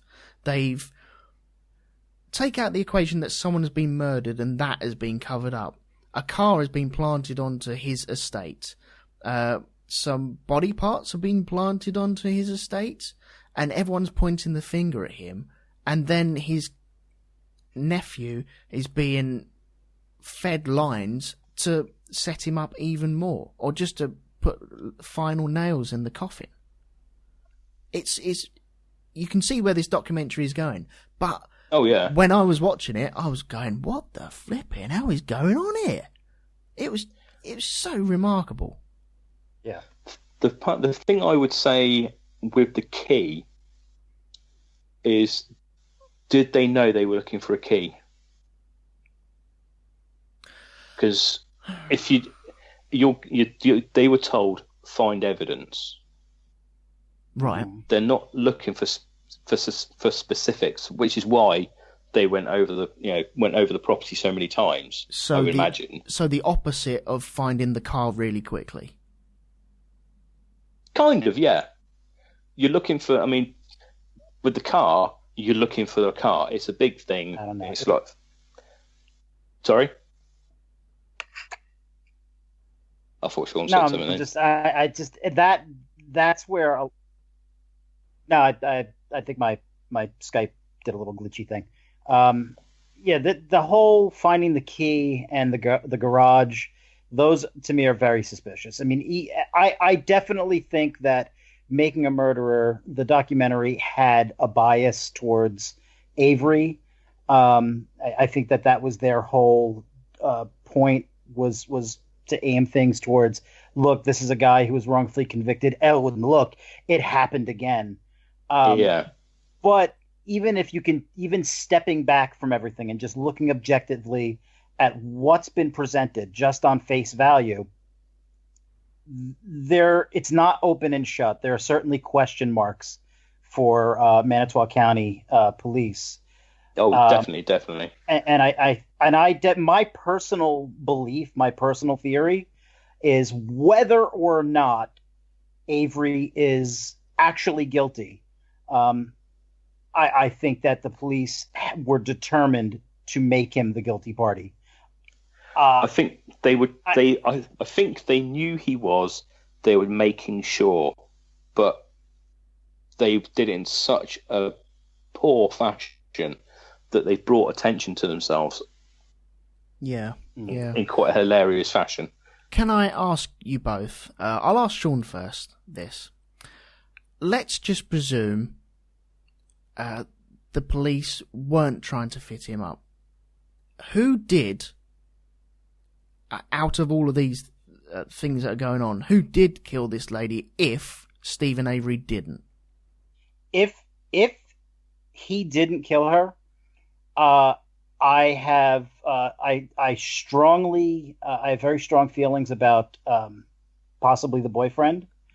I also have a theory that not a lot of people have brought up, as far as I understand. And it's not a theory. I'm not a conspiracy theorist. I'm not going to say that I absolutely believe this. But one thing that went through my head, a passing thought, when they showed Teresa Halbach's, she made a video saying how much she loved her family and whatnot and all that. Mm. That just seemed like a very odd video for someone to make. And it kind of read like a suicide note to me. And the thought went through my head, like, can you imagine if, and this is putting in the back of my mind, the dispatcher and that whole, I know we discussed, and I certainly understand the explanation that Pete gave, and that certainly may be valid about why he was reading the plate the way he did. But that put into my head this idea of, can you imagine if they want to get this Avery guy and they found this woman who blew her brains out on the side of the road, and they went, ooh, here's our opportunity. Oh, wow. I hadn't even thought about that. Again, I'm not trying to say that is what happened, that I believe this, but that is just an idea that went through my head. I mean, if we're going to go on the idea that Stephen Avery definitely didn't do it, that's a thought. Another thought also is I do, and this is potentially very unfair because the only thing I know of her family is the way that they were presented in the documentary. But I noticed that video of Teresa, she talks about the people in her family she loves. She doesn't talk about her brother. And he's very front and center on wanting justice for his sister. So I certainly would, but again, this could be very unfair. I know that, Pete may be seething on the other end of this. But he is. Yeah, I had a feeling he would be. But just thinking in terms of watching this documentary from an entertainment, oh my God, can you imagine if point of view, that's another thought. But ultimately, my ultimate conclusion is I don't know if Stephen Avery is innocent or guilty. I don't necessarily, I don't think that to me, that wasn't even the point of the documentary. To me, the point is whether or not he's guilty. I don't think that this was a fair investigation, and I don't think this was a fair trial. And I think that there was certainly reasonable doubt whether it's intent or incompetence on Manitowoc County Police. Mm. And therefore, I think that his conviction is unjust, even if he's guilty. because in terms of justice, it's innocent until proven guilty, and if you have reasonable doubt, you have to acquit. And I think that the words of one of his lawyers are what I take away, and how I feel is that if he did, I hope he did do it, because if he didn't, just imagine how awful this is. Yeah. So it was unfair that he was unfairly convicted, but hopefully there's some justice in the world and he actually is guilty, and therefore, even though the conviction is unjust, it is ultimately a legitimately just outcome. Yeah. That's kind of how I feel on it. Okay. Pete, what about yourself? Yeah, who would have done this, or how would this lady have been killed? I think if it wasn't Avery, I would lean more towards his two brothers. Okay. Because everything is found on the Avery lot. Everything's in place for somebody on that lot to have done everything that has been, that has transpired even. It may not have been Stephen Avery himself. It may have been one of the two brothers, Chuck and Earl. And if it wasn't Avery, I would strongly lean towards those two. Mm-hmm. Principally because all the reasons, if you take like the blood DNA that was found in the RAV4 with the blood vial, if you take all that take all that circumstantial DNA evidence out, you still have everything taking place on the Avery lot when the Averys are about. Yeah. Even if it was the two brothers that did it, or one of the two brothers, Stephen Avery was still complicit because they had a fucking bonfire with a human body right outside his bedroom window. So if it wasn't Avery, I would strongly lean towards either Chuck or Earl. Yeah. On that. With the brother, again, looking at the nature of this documentary and what it leaves out, how it's edited, how it uses musical cues and all the rest of it, I do not believe for 1 second that the video that they showed of Howlback, I don't think that was played in its entirety, and I think that was potentially edited. Because I get what Sean says about the ex-boyfriend and to an extent the brother as well. But I became very, very uncomfortable with the way that the brother was being portrayed in the documentary. Mm-hmm. It was kind of like, well, he wasn't mentioned in the video, and he's very front and center, and he's very calm, he's very robotic. Let's linger on him for a little while. Let's have a bit of a look at him. Now, unfortunately, I speak from bitter experience on this. The reason, and I can completely see where the brother is coming from on this. If you look at it, the rest of the family are stony-faced and do not speak to the press in any way, shape, or form. Mm-hmm. Mother's very quiet. The sisters are very quiet. They stay out of it.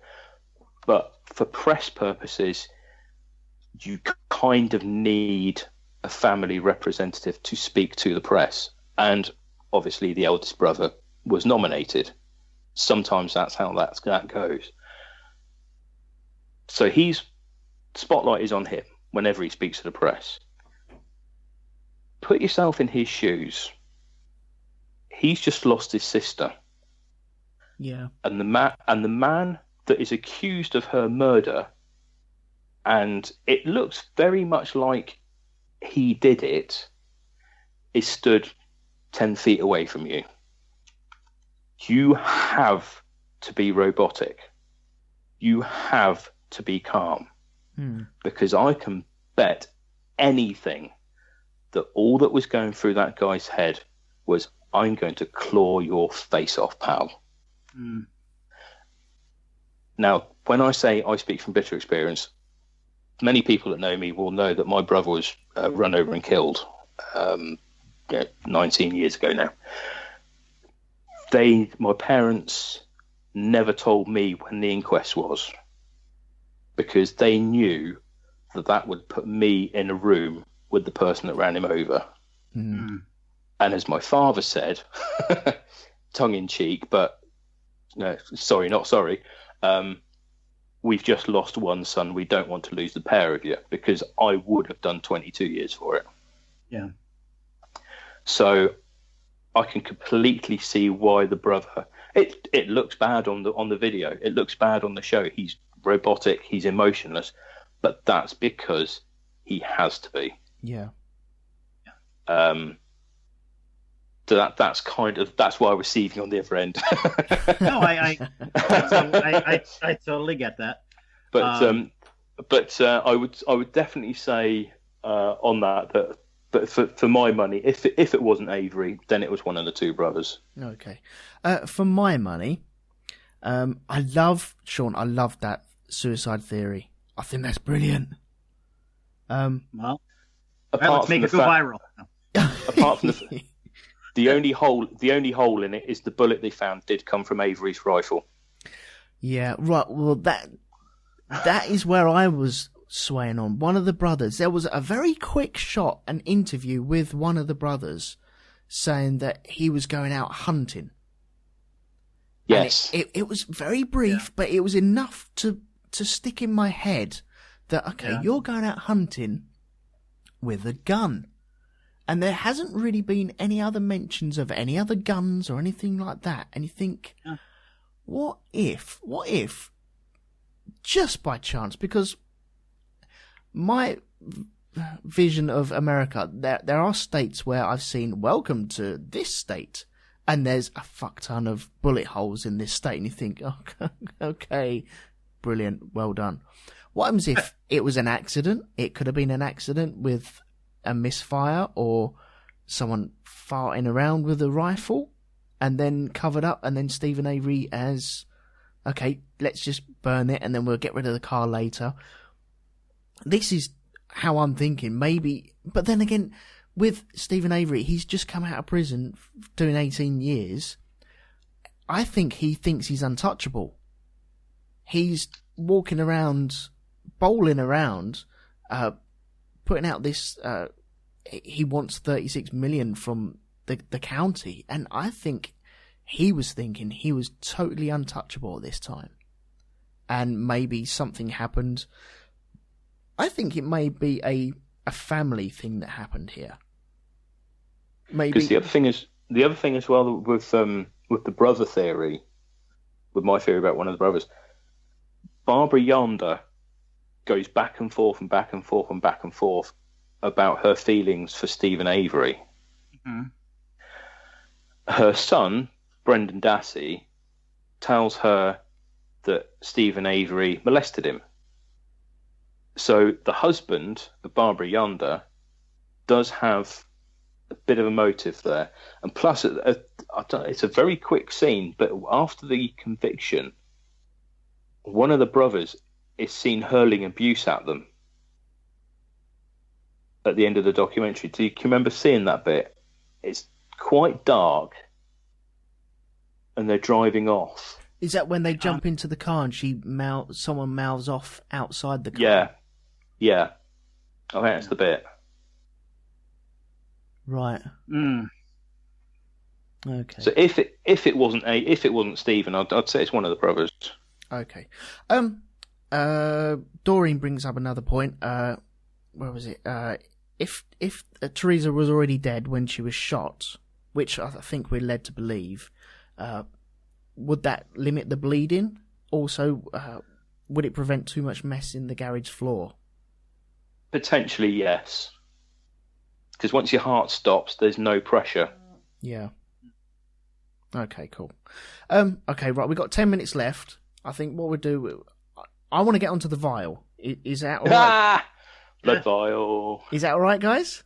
Yeah, go for it. And then what we'll do, if it goes off in the Mixler room, we do apologise, but we'll finish it off at the very end. So really, you have to download it anyway to get all the final goodness. So let's leave it at that. So apologies to the Mixler if it just dies and cuts off. But we won't be coming back after that.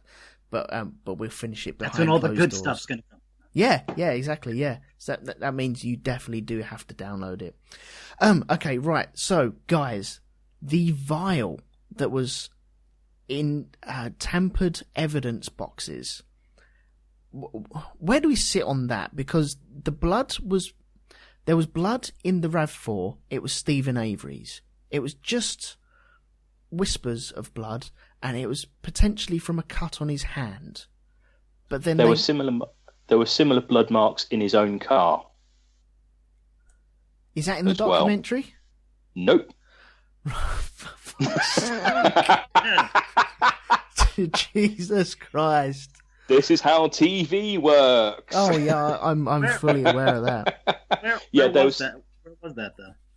Sorry? Where was that though? Where'd that come from? Again, I think it's in the court documents. Because they were because it does look. I mean, if you look at the blood marks, it does look like somebody's got a cotton bud, or as I believe you Americans call them, Q-tips, Yes. and just got a blood smear and just gone around by the keyhole. But no, they were virtually identical marks in his own car. Mm. Okay, before you said that sentence, what does everyone think? About blood marks being in his own car as well. What did everyone think when the vial was brought out? Sean, what was your thoughts on that?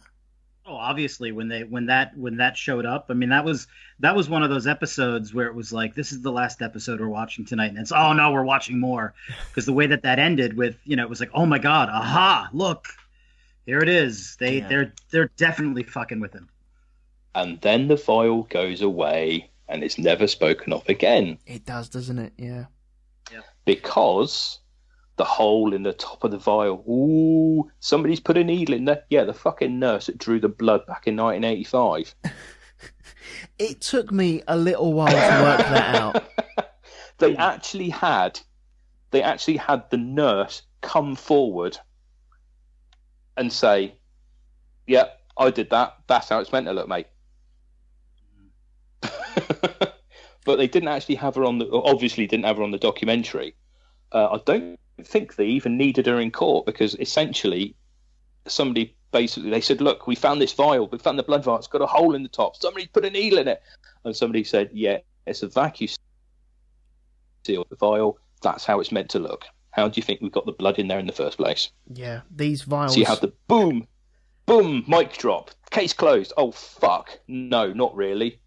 Yeah, these vials are vacuum chambers, and it just draws the blood instantly in there, doesn't it?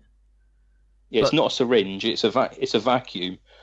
So it will suck the blood down a double-ended needle in there. That's how you get the blood. Yeah. And then they also did, and coating the inside is an anticoagulant called EDTA, and they tested the blood for EDTA. There was no EDTA in the blood sample. Yeah, I was getting lost with that. I'll be honest, yeah, I got a little confused, and this is when I really wish Melissa was here, because she was like all about the science on that. I know that the defense team alleged that there wasn't a proper test for EDTA. They did do it. They said it was going to take. It was a little bit odd that all of a sudden, I think they got the FBI to do it, and it came back in days, rather than do it locally when local Manitowoc County bloody science labs, fucking hell. But I think they got the FBI to do it, and the results came back in days, and hoi hup blah. I did also hear that the person testing the blood got her blood mixed up inside the test sample as well. No, that was the DNA evidence on the bullet. Okay, yeah. I remember that. Basically, what they did a blood test. They did the test on the bullet, and then they did. You obviously have a control subject as well. The woman doing the test on that, her lab practice wasn't the best, shall we say, and she contaminated with her saliva the control test. but not the DNA test from the bullet. Right, I see. Okay. So the defence was saying, well, we've got to throw that out, which technically they're right on that one. But they couldn't do a retest because there was so little DNA on the bullet itself. Yeah. Yeah, that should have been thrown out. But they still accepted it, though, didn't they? I think they accepted it because there was no more DNA to use, which everybody's going, oh, that's a coincidence, or that's convenient, isn't it? Well, if you think about it, there's very, very little DNA to be had on a bullet anyway, because bullets get quite hot and it burns most of it off. Yeah. Okay. Right. Is there anything else you want to cover before we come to our own conclusions on this? It is, for anyone listening and you haven't watched this series, there is so much we're missing. This definitely doesn't cover all of it. Rather like the documentary itself, there's quite a lot we're leaving out. Yes, definitely. It is, even though you've listened to this, I would highly recommend go back and watch it one episode at a time and let it soak in. Because I feel like I need to do that again now about this. Yeah. There is so much information coming at you, and then it turns into a courtroom drama as well, where it's to and fro, and I flipping love courtroom dramas. I love all that stuff, but some of it is heartbreaking. Some of it will make you infuriate, just full of rage at times as well. And then you're on the side of the family, and then you're not on the side of the family. It is a massive roller coaster. So it is well worth going back and watching this. But you know what's interesting is that one thing I found fascinating, or one thing that kept going through my head as I was watching it, is it's kind of amazing how these documentarians were there throughout all of this, like, through all the twists and turns that they, did they start? I don't remember if they ever described this. I don't remember the documentarians ever putting themselves front and center. It's certainly not in the show. But were they originally just documenting the release from prison for the first crime, for the one that he was clearly unlawfully or unjustly convicted of, and then they just stayed on? Like, how do you know what I mean? Like, it just seemed fascinating how they were there for so much. I think that's exactly what happened. I can't remember the name of the foundation, but they do look into unsafe convictions like this one, like the Adnan one that's covered in Serial. Don't get me started on Serial. But they were following. I think they were just going to be doing that first part and documenting what happened when he was fitted up, and then essentially they got lucky, as it were. Or maybe the documentary filmmakers did it. No, just kidding. Fuck!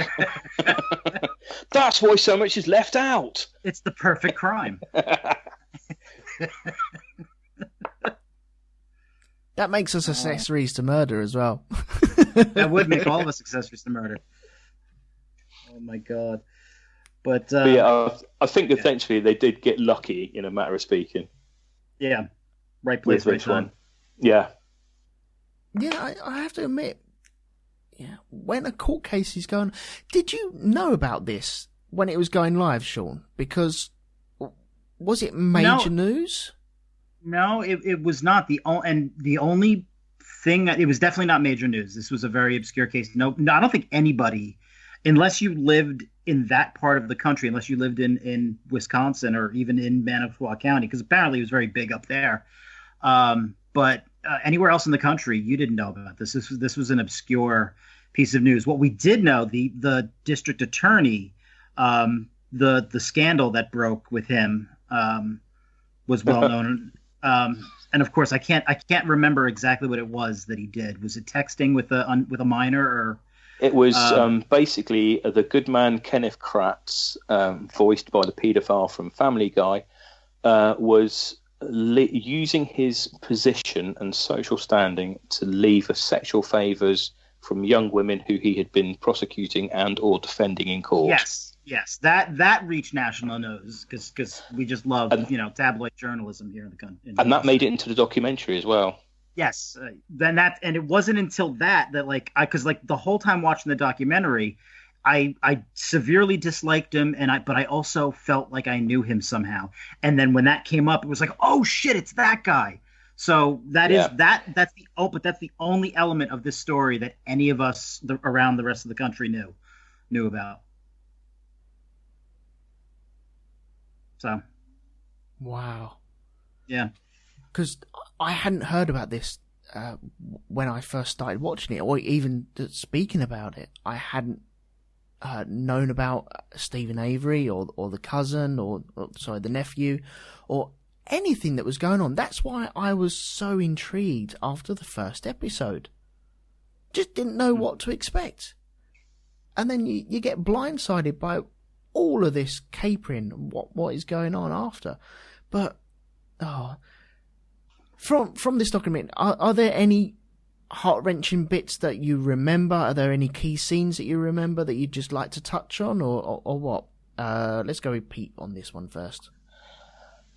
It's at the time of watching, I think the big one for me was when Dassey was, rather than being upset about the fact that he was in police custody, and rather than the fact that he potentially did or did not help the murder and disposal of a human body, he was more bothered about missing WrestleMania. Oh, I knew you were going to say that. Oh, that was going to be my one.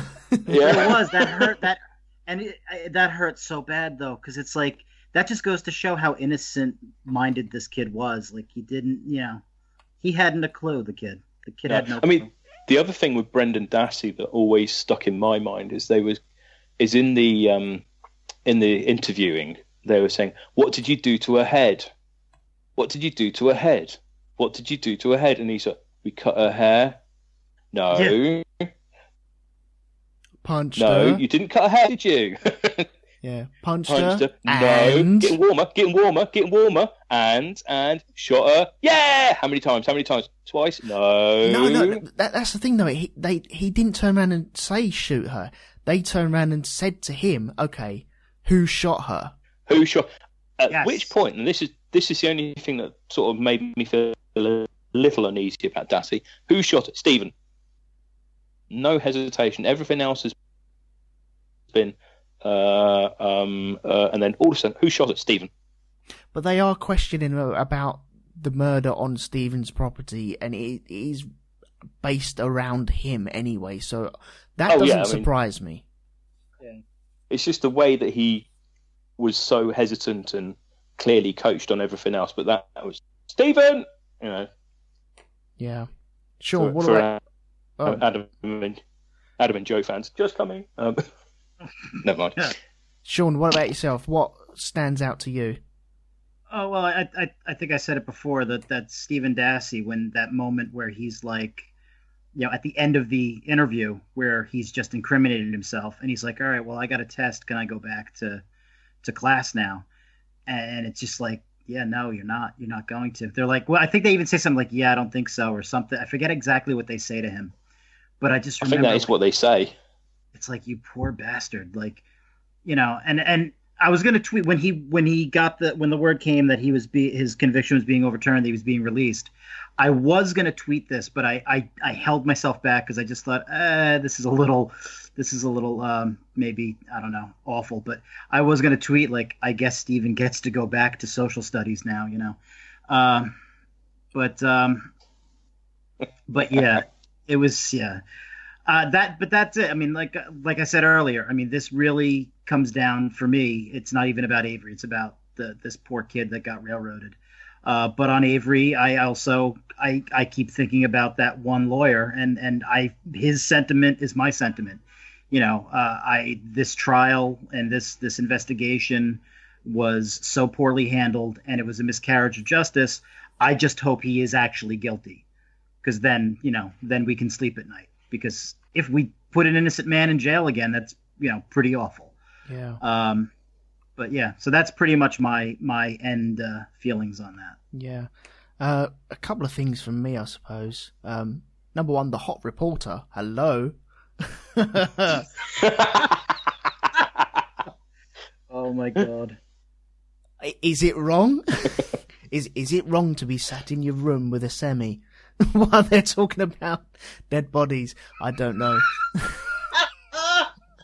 So long as you're not actually ejaculating when they're talking about dismembering her, I think you're okay. I wasn't, but I was poking it a bit. But yeah. Is it also wrong to think that George Lucas part-funded this documentary because they clearly used the original Yoda puppet to play Stephen Avery's mum? Oh God. Oh, I actually thought. All right, if we're gonna take it down that road, I actually, those like baby head masks. Yes. Yeah. That's all I could think of. I just basically, his mom. I feel awful because I think, like, of all the, if I could ask this question, who does, of everyone there, and we'll take Dassey off the table because he's such an easy one to say. Who do you feel the worst for? I felt awful for the mom. It just seemed like this poor woman, like her family, like she's just going through all this shit. But yeah, but I did, in a mean way, did look at her and go, oh yeah, that kind of reminds me of, baby head mask. God, we're bad people. How did this team flop so quickly? I'm terrible. I fully admit I'm awful. Thank God this is the part that's off Mixlr. Yeah. Oh yeah, it's the part that everyone's downloading just to listen to, isn't it? I will admit I was surprised that his father saw the end of the documentary because his health seemed to be deteriorating quite rapidly at one point. Yeah. And I genuinely was sort of starting to think, oh, Christ, But yeah. Oh, I did think of one other thing that stuck with me too. Is I did get the sense that given everything they went through and all the money they sunk into the defense and everything, that the sad irony of all of this, I don't know if irony is the right word, but given that the entire community really saw the Averys as a blight, that as a result of all this, in the end, the town probably ended up getting their property, or if they haven't, will eventually, because I can't imagine that could be sustainable for them. Oh God, no. So in the end, it was being sold off. Yeah, I got that impression. So in the end, the community ended up certainly getting what they wanted out of all this. Yeah. With the family being gone, yeah. Yeah. I did look onto Google Maps while I was watching this, and I found the Averys property and their business on there, and someone has left a review on there along the lines of, it's a great place, but they don't seem to do any RAV4s, and I'm really disappointed. Oh, fucking hell! Oh no! Oh fucking hell! I thought I took that down. Oh no! Oh. I think if I may bring it back to a serious point, I think my big takeaway from watching Making a Murderer, well, two really, is that it's quite amusing. Well, not amusing. It's kind of depressing, really, how the court of public opinion can sway a court. Well, not a court, but well, as I said about my experience online, I dared to venture an opinion contrary to the popular one, and was immediately hounded by people that felt that they were in the right. The second one, and I think this is the most important, is that linked to that first point, the Holbachs will never get justice for Teresa. There's just no way now. I don't think Avery or whoever they go after for it, there will never be a fair trial because of this documentary. And when I say fair trial, I mean fair on whoever's accused, fair on whoever's defending, fair on whoever's prosecuting. I think that because Making a Murderer has become such a big thing and has become so well publicised, that I don't think anybody can be truly objective about it now. I don't think I could blame Netflix for that, though, because... Oh, no, I'm not blaming Netflix. No. But it's just the fact that now exists. It's hugely popular. It has really gripped nations. Yeah. And it's so compelling. If you were to only to watch the documentary and do no reading around, which the vast majority of people, let's face it, have done. Mm-hmm. They've just watched the documentary. They've not done any work themselves. If all you've done is watch that documentary, your mind is made up. The police are corrupt. Stephen Avery is innocent. Somebody else did this. Mm-hmm. And because of that, I don't think a fair and objective trial will ever be held for, the murderer of Teresa Halbach. Okay. Well, on that note, then, can we go to our thoughts on is he innocent? Is he guilty? What do we take away from this? Let's go repeat with that first. I think he's guilty. Even if he didn't deliver the killing blow, as it were, he definitely had a hand in it somewhere. He has said in court transcripts and all the rest of it that he was in his property at the time that she was shot, killed, and burnt. The burn pit is right outside his bedroom window. There's no way that he would not have noticed a human body burning away outside his bedroom window. Yeah. I would say if she was burned there. Well, she was on there. We know for a fact she was burned there? Yes, because her body was weighed down with tyres, and the ribs and parts of the pelvis that they found were intertwined with the steel belts from tyres. Okay. She was put on the bonfire along with whatever else, weighed down with tyres, and accelerant was used, and woof, set fire to. And that was done right outside his bedroom window. So if he didn't actually do it himself, there's no way he couldn't be aware of it. In my humble opinion. Mm-hmm. Okay. Sean, what about you? I think personally it's irrelevant whether or not he did it. Looking at it from a legal standpoint, for all that we know, for all that's come out outside of the documentary, there's enough again to suggest that there were some questionable actions on the part of the police department, and just the fact that one of the things that, I mean, wasn't he convicted largely on Dassey's testimony? Dassey's testimony did, in inverted commas, help. Well, because we've since thrown out Dassey's conviction. Dassey went down first, didn't he? That was the interesting thing. Dassey went down first, and he went down for everything. Mm-hmm. He went down for the rape and sexual assault of Halbach as well, whereas Avery did not. The reason being is there's no physical evidence, and Dassey admitted it, or in inverted commas admitted it. Yeah. But yeah, certainly I think that Dassey's confession did help convict Avery. But I think, as you say, the investigation was conducted so poorly that most of the evidence is questionable. Yeah, and on that basis, it's an unjust conviction.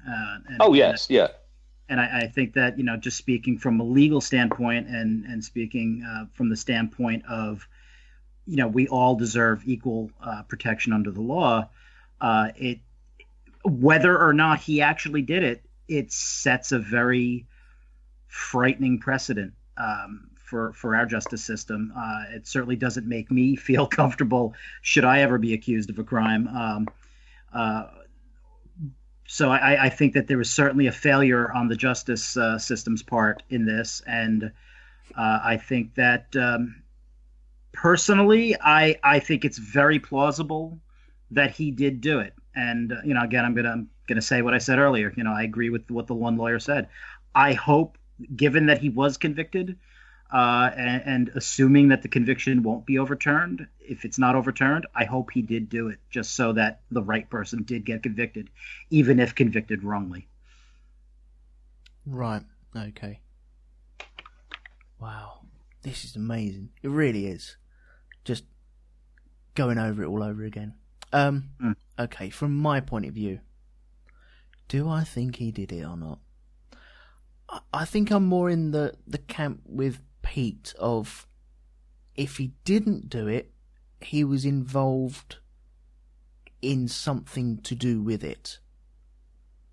Someone in the family did it. I think it was either him or the brothers.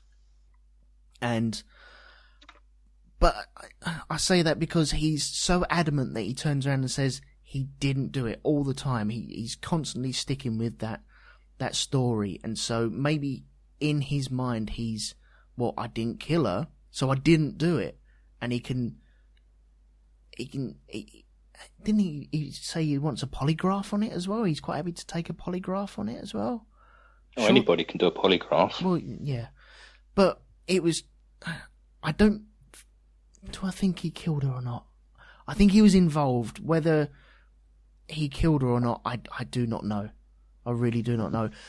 It is surprising, though, because when I came out of the documentary, all 10 episodes, and before I did more reading on it, I was, no, he's innocent. He's been stitched up. The police are all bent. They've been bent 18 years ago, and they still want to be bent on him, and he's been sent down for no reason whatsoever. And his poor nephew as well. But after reading, I think I feel sorry for Brendan. Yeah. And what's happened with him. But then again, if he's there and it's a family thing, then he might well have been involved as well. I think it's just impossible it really is impossible to work out what has happened here. I personally think that they're all involved. But to what state? I don't think the right person's in jail, though. Not for the right thing, anyway. Yeah. Yeah, well, yeah. And we'll never know for sure. We'll absolutely never know for sure. But fascinating stuff. It is a fascinating documentary, really is. And next time something's like this on, guys, just give me a dig in the ribs and tell me to watch it. Crying out loud. Have you listened to Serial? I tried to listen to Serial when I got back from the Black Dog shindig, and I was a little bit drunk, and I went to sleep that night listening to it, and I haven't tried it since. I might try it. Is it worth it? Personally, no. And from this, I can blame Making a Murderer, because Making a Murderer, since I've done a bit of reading and research around the whole thing, it's taught me to view documentaries and take their conclusions and take the subjects with a pinch of salt. And all I took away from Serial was that the woman doing it, I can't remember the girl's name, but it sounds very, very much like she is deeply in love with her subject, Adnan. Oh, fuck, what's his fucking surname? The guy that's inside. Yeah, I know who you're talking about. I've not actually personally listened, but I know. But you can almost hear the rustling of her hands down her pants every time she says his name. It's really weird. And they did Serial season 2 where they did the subject with this guy who went AWOL in Afghanistan, and the guy, maybe he shouldn't have been on the front line, but what he did was inexcusable. But again, she completely and utterly sides with him and really steers the whole series towards, you should feel sorry for him. Yes, I know he left his post on the front line in Afghanistan, put all his colleagues in danger, but we'll ignore that because he's cute. And it makes me feel deeply uncomfortable listening to it. Well, It was I saw it through to the end, but yeah, I think if the documentarian's going in with a agenda, I think it really does cloud what you actually come out at the end of. I mean, documentaries like Blackfish, there are definite hard scientific facts to back up what happens in that documentary. Yeah, but I mean, but they're obviously they have the agenda. Yeah, I mean, but, every documentary has an agenda.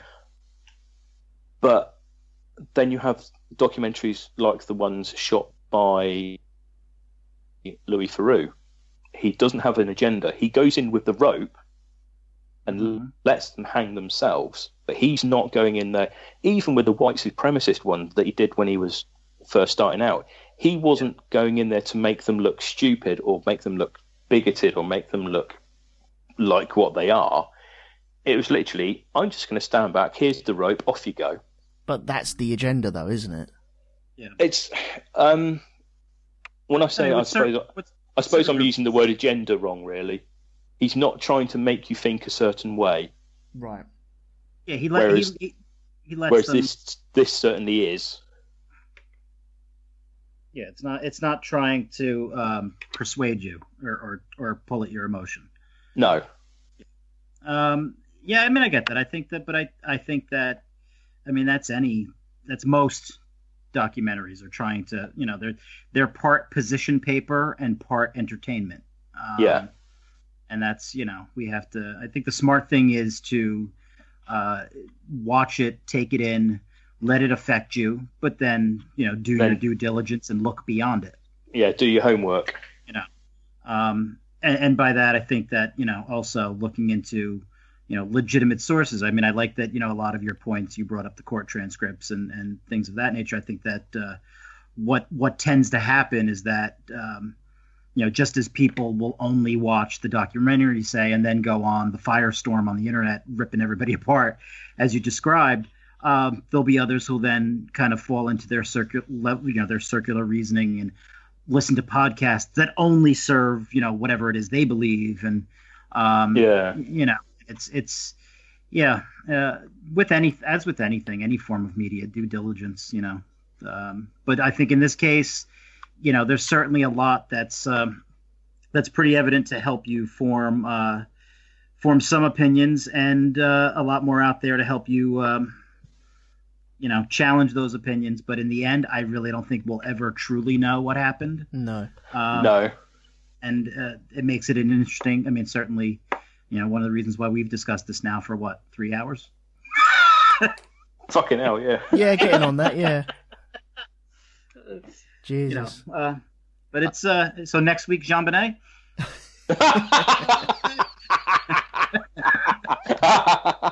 No, I was thinking the McCanns. Okay. Oh, Jesus. Oh my God, Jesus Christ! Actually, have you ever listened to? I imagine you probably have the Generation Y podcasts. Yeah, not a fan. I'll be honest. Yeah, I mean, I'm 6 of one, half a dozen of the other with them, but it was interesting to hear them do British cases, because they literally do just look at the evidence on that. I mean, they did Stephen Avery, and there were quite a few holes you could pick in their actual podcast. They were, so when I said that he star 67'd 2 phone calls and then made a third one. Well, in their podcast, they say that he left a message. Yeah. When he didn't. Yeah. So. Yeah, they're kind of sloppy sometimes. Yeah, but the British ones they did, the Madeleine McCann one they do is very good. Yeah, they're quite thorough with that, and the Princess Diana one's brilliant. Right, I'm gonna have to dive into that. The Princess Diana one's actually quite. It's quite funny what they come out with in the end. No. Yeah. But well, I am thinking of doing a Where Were You episode of Shonky Lab. So maybe Where Were You when the Twin Towers was going on? Where were you when Princess Di happened? And certain things like that. So I am thinking of diving into that sort of thing. I do like all that sort of stuff. Okay. Just find out where everyone was and what they were doing and what was going on at the time and how they remember it. So I might do that in the future anyway. Right, I'm going to wrap this up because we've been going at it for quite some time now. It's been a while. Yeah. Thank you very much, guys. Thank you, Sean. Thank you, Pete. No worries. Thank you for having us. Sean, would you like to plug the shit out of your podcast, please? I would love to. I don't know when it's coming back, but I will happily plug the shit out of it. I am one half of the Question Podcast, which is a podcast that, when it's on, seeks to answer all kinds of questions, mundane and serious, political, comedic, whatever we come up with. And you can listen to us. We are on the Rogue2 network. We are on iTunes. We are on Stitcher, and it is the Question Podcast. Myself and my wife, Melissa.